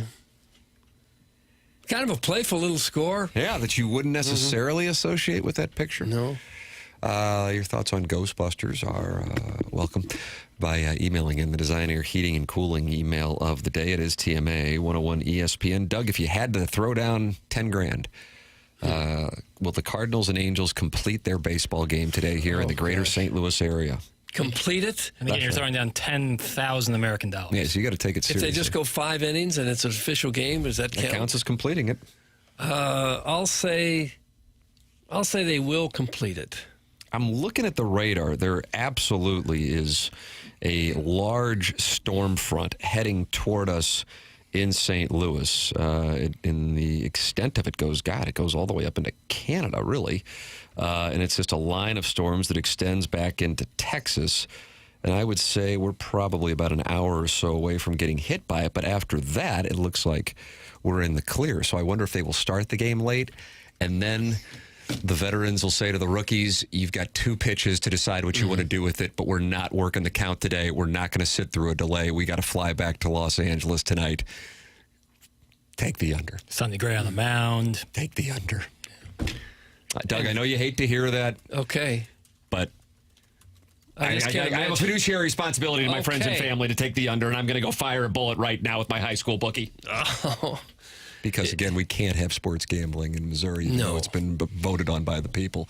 Because there's a guy who's working with another guy on these video poker things, and it's great. That's what's more important. Thank you. It looks to me like the rain's going to be out of here by about 6 o'clock at night. You don't think they'd just say, the game's not going to start at noon, it's going to start at 7? Can they do that? I guess they would could. think that would be really unpopular. Yeah. Not only with, ticket holders, but the players themselves. Probably a lot more of the Angels players. Yeah. They're not getting back till no super matter late what time. they do is going to be unpopular today. We have to sit through a rain delay. Can you just call it off? Why did you call it off? Total is 8.5. Oh, I might engage in heavy petting with myself. Now, the hawk is blowing aggressively out. Sonny Gray enjoys giving up home runs. Doug, how do you pronounce the Yusei Kikuchi? Like that. Thank you. Yeah. He enjoys striking people out. Yeah. He's come to the right place. Oh. Wow. This puts the man to the test. It does. Because I was going to just put the whole net worth in there. Right. So I hope it doesn't come off the wrong way, but that's $7,200. Right, well, you're fresh off that 4th mortgage. That's right, after I had to pay off the error. And by the way, I owe somebody else $50, but they haven't come forward because I've only paid $100 of it. You think that's like a tribute to you? They're like, it's like, keep it. A gentleman's bet. It must have been me that you owed, Tim. Oh, yeah. Doug, I'll Venmo you the $50. Okay. I've got all these Venmo transactions, and I record every dollar that goes in and out of my account. And I'm like, God, who are these people I sent Venmos to? Oh, yeah, the guys I don't know who I bet with. But one of them I owe you money, so come forth and get your money. It's like Goodwill Hunting. Come forth. Who filled out this formula? Was that what it was? Math equation? Yeah, Stellan Skarsgård. I think it was. The patriarch of the famed Skarsgård acting family. The Cardinals are minus 150 today. Over-under is 8.5. Whew. Boy, that puts the man to the test. But then you got that aggressive wind blowing out to left field. I don't know what to do. And you might not play 9 innings. Nice. So then that benefits the under, though. Or does it say that you have to play? You'd probably be void. I'd be voided? I would imagine if you took a total and the game didn't play 9 innings. Some strikeout props. I got to do some research. I got to make it. Plus, I got the spreads. Riz walks by here. I'm going to say, hey, I think we got to bring papers in. I'm in the bullpen. 7-1. Yeah, I'm in the bullpen, heating up the knowledge. ice. Do you have strong feelings on the 2 Final Four matchups? Oh, no, but I'll have some info. Some insights, It's more than I'm bringing to the table. Strengths and weaknesses. It's more than I'm bringing to the table. I have strong feelings about Collier and Thompson. Yeah, you do. This is where you're going to go to get your house fixed up. Sometimes you're sitting in your house and you don't want to move for whatever reason. You like the neighborhood. The kids are in school and doing well there. You don't want to move. Interest rates are pretty high. So what do? Well, you fix up your house. You make it look like your dream home, and that's what they can do for you at Collier & Thompson. That is your go-to source for every design consideration. Doesn't matter what you want to fix in your house. They got the answers for you. Kitchens, bathroom, basement, wine rooms, man caves, bars, accent rooms, fireplace walls, you name it. You need to knock down a wall, open up the house. Collier & Thompson does a lot of that as well. And they've been doing that kind of thing since the 1950s. Their employees have more than 165 years of experience now. All their carpenters and subcontractors take care of a customer's home the same as if it was their own. And Collier & Thompson is a company you can trust in an industry where sometimes you don't know what you're going to get. You know what you're getting with Collier & Thompson because, as I said, they've been around a long, long time, and they made thousands of homes around the St. Louis area look so much better. And when you get your house sprued up, it just makes you feel better. Collier & Thompson's on Manchester and Baldwin next to Uncle Bill's Pancake House. Come home to quality online at collierandthompson.com. I know you don't want to be told what to do, but if you would like a guideline, that way I'm not flat out telling you what to do, I would go to Collier & Thompson, and then I would continue on Manchester and see Dr. Brandon Pryor at 100 West Dental. Yeah, that's right where he is, and he's a delightful gentleman. And he has set up dentist offices that look nothing like what you think of when you think of dentist offices. Number one, they have all the most modern technology with the patient experience at the front of the mind. But then on top of it, personally, I like this, you can just book your appointment right there at 100westdental.com. No need for a phone call. Check the schedule online and book right then and there. No dental insurance. That is not a problem. The membership plan that they have at 100 West Dental aids in the cost of the dental work for those who don't have dental insurance. Plus, if you're interested in Invisalign, you mention my name, you get $1,000 off at 100 West Dental. And if you're on the fence about Invisalign, they have a digital scanner that can show you a simulation of what it'll look like before you even go through with it. It's 100westdental.com or call 636-585-0100. That's Dr. Brandon Pryor in 100 West Dental. We'll have the Design, Air, Heating, and Cooling email of the day coming up. This is TMA 101 ESPN.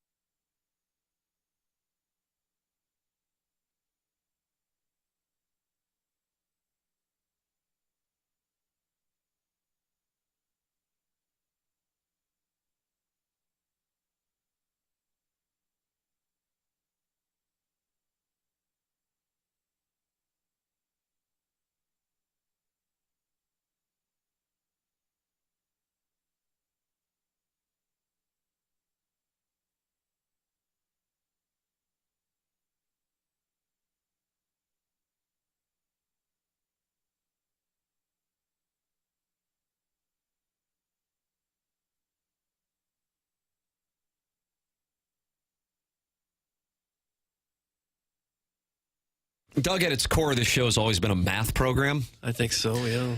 I mean, sure, it's been stock tips and a swinger's bulletin board, but it's a math program. What we do, it's kind of like the Dave Ramsey show. We tell people what to do with their money. Right.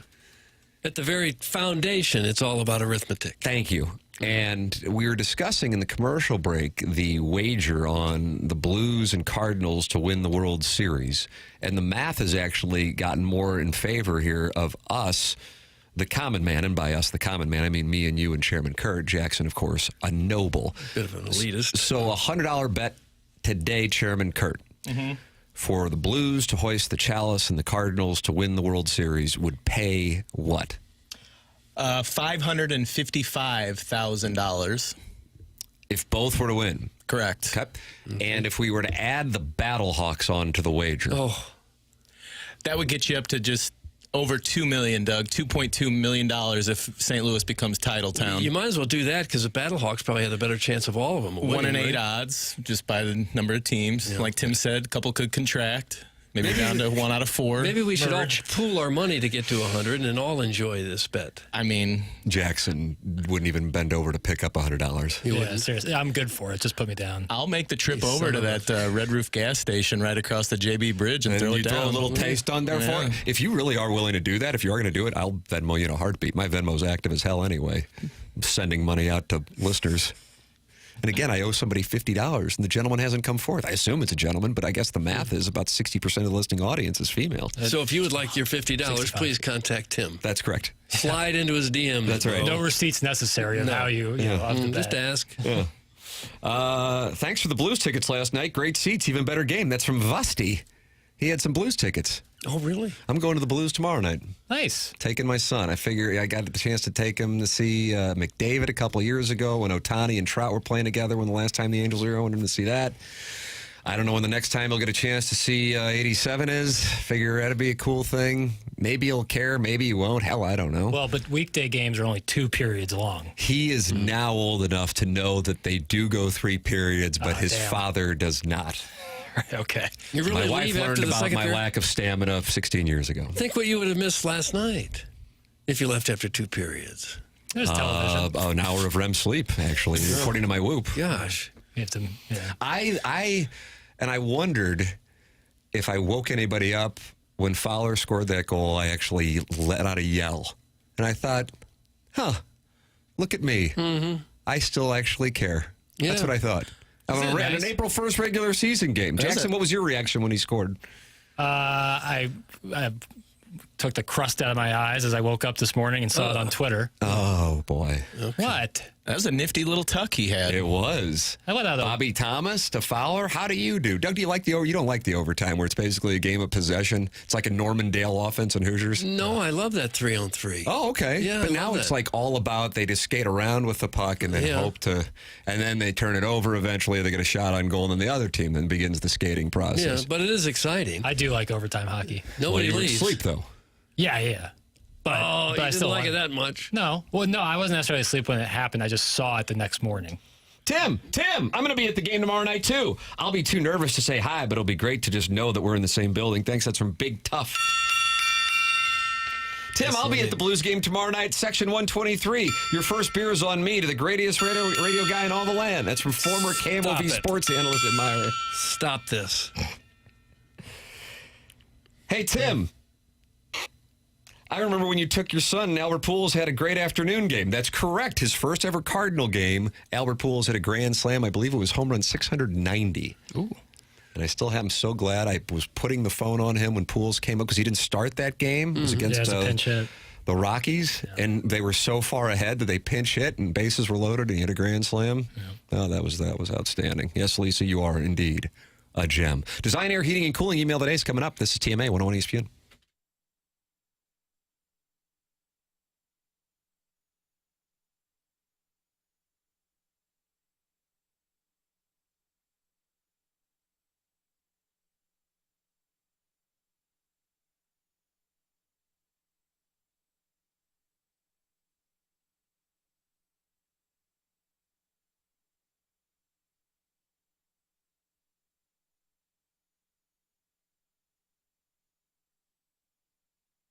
Caw. You hear that, Battlehawks fans? We were talking about the Battlehawks in the last segment. Well, the sound of Battlehawks football is back at the Dome for the 2025 season, and Lee's Famous Recipe Chicken wants you to be a part of it. That's why the new Battlehawks box will get you 4 of Lee's famous hand-breaded chicken strips, an order of potato wedges, and 2 dipping sauces. And on top of that, you get a code valid for up to 30% off Battlehawks tickets. That means tickets are starting at just $14. Again, 4 delicious hand-breaded chicken strips, an order of potato wedges, 2 dipping sauces, and then a code valid for up to 30% off Battlehawks tickets. So get game day ready with a Battlehawks box for just $8.99 at any St. Louis area Lee's Famous Recipe Chicken location. And remember that caw is the law.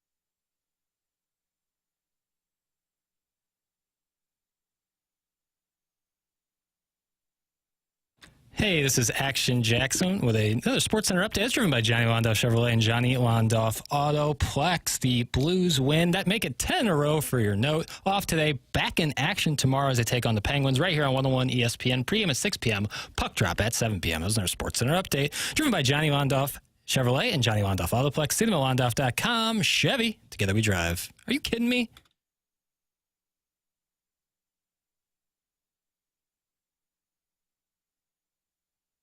Welcome back. It's Morning After 101 ESPN. Tim McKernan, Doug Vaughn, Chairman Kurt Jackson Burkett with you the program. You feel a little sluggish? Well, Mentality is a local healthcare facility that can help you if you're dealing with low testosterone. They specialize in helping men feel their very best, and they focus on free testosterone levels, which many doctors overlook, and that ensures your treatment is tailored to your body specifically, and that makes all the difference. I have been to Mentality. I have experienced getting my levels tested. I would tell you this, it's super easy.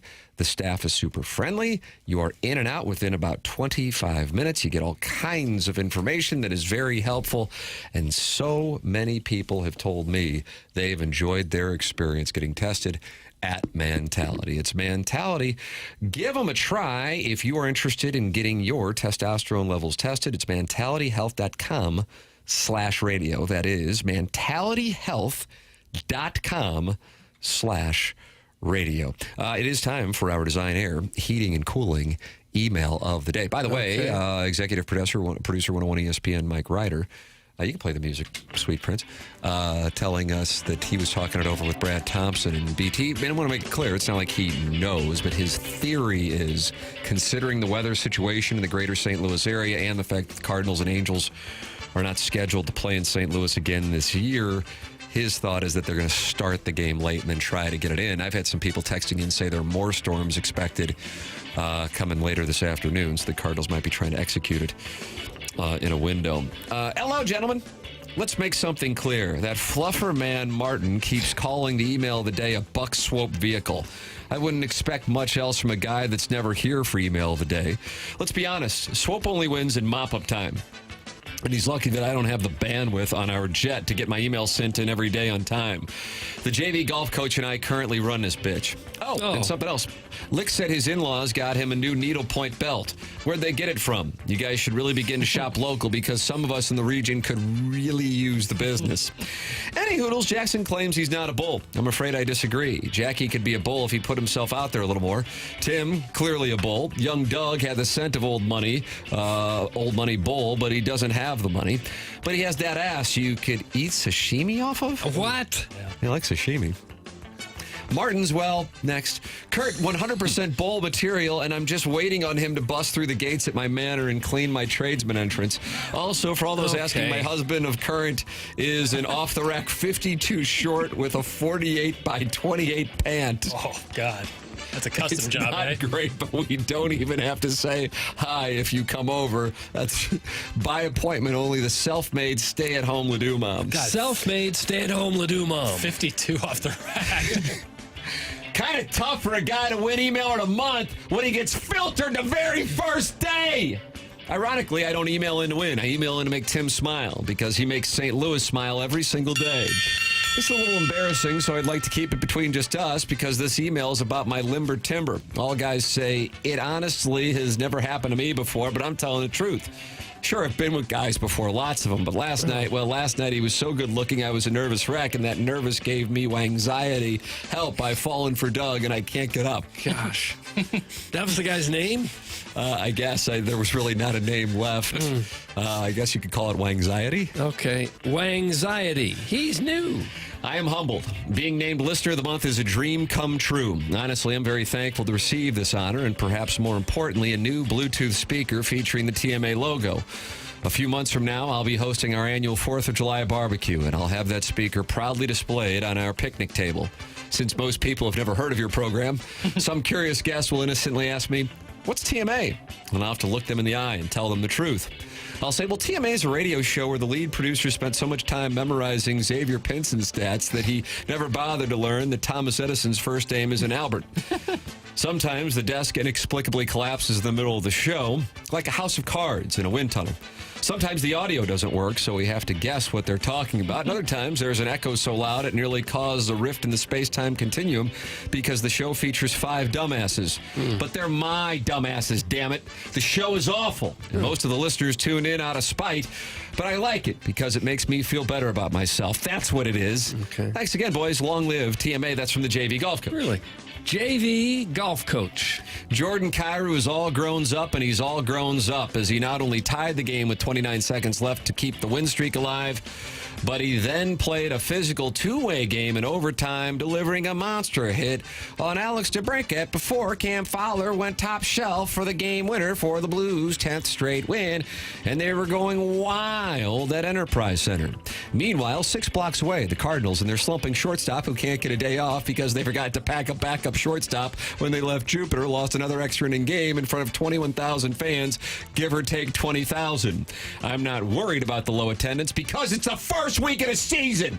You don't think the B-Fibs are going to pack that stadium when the weather's nicer? You don't think the alcoholic Hoosiers are going to pound Bush tall boys? You don't think the Fats are going to stuff their face with helmet nachos? You don't think they'll be lining up by the tens of thousands as soon as there's some free crap being given away?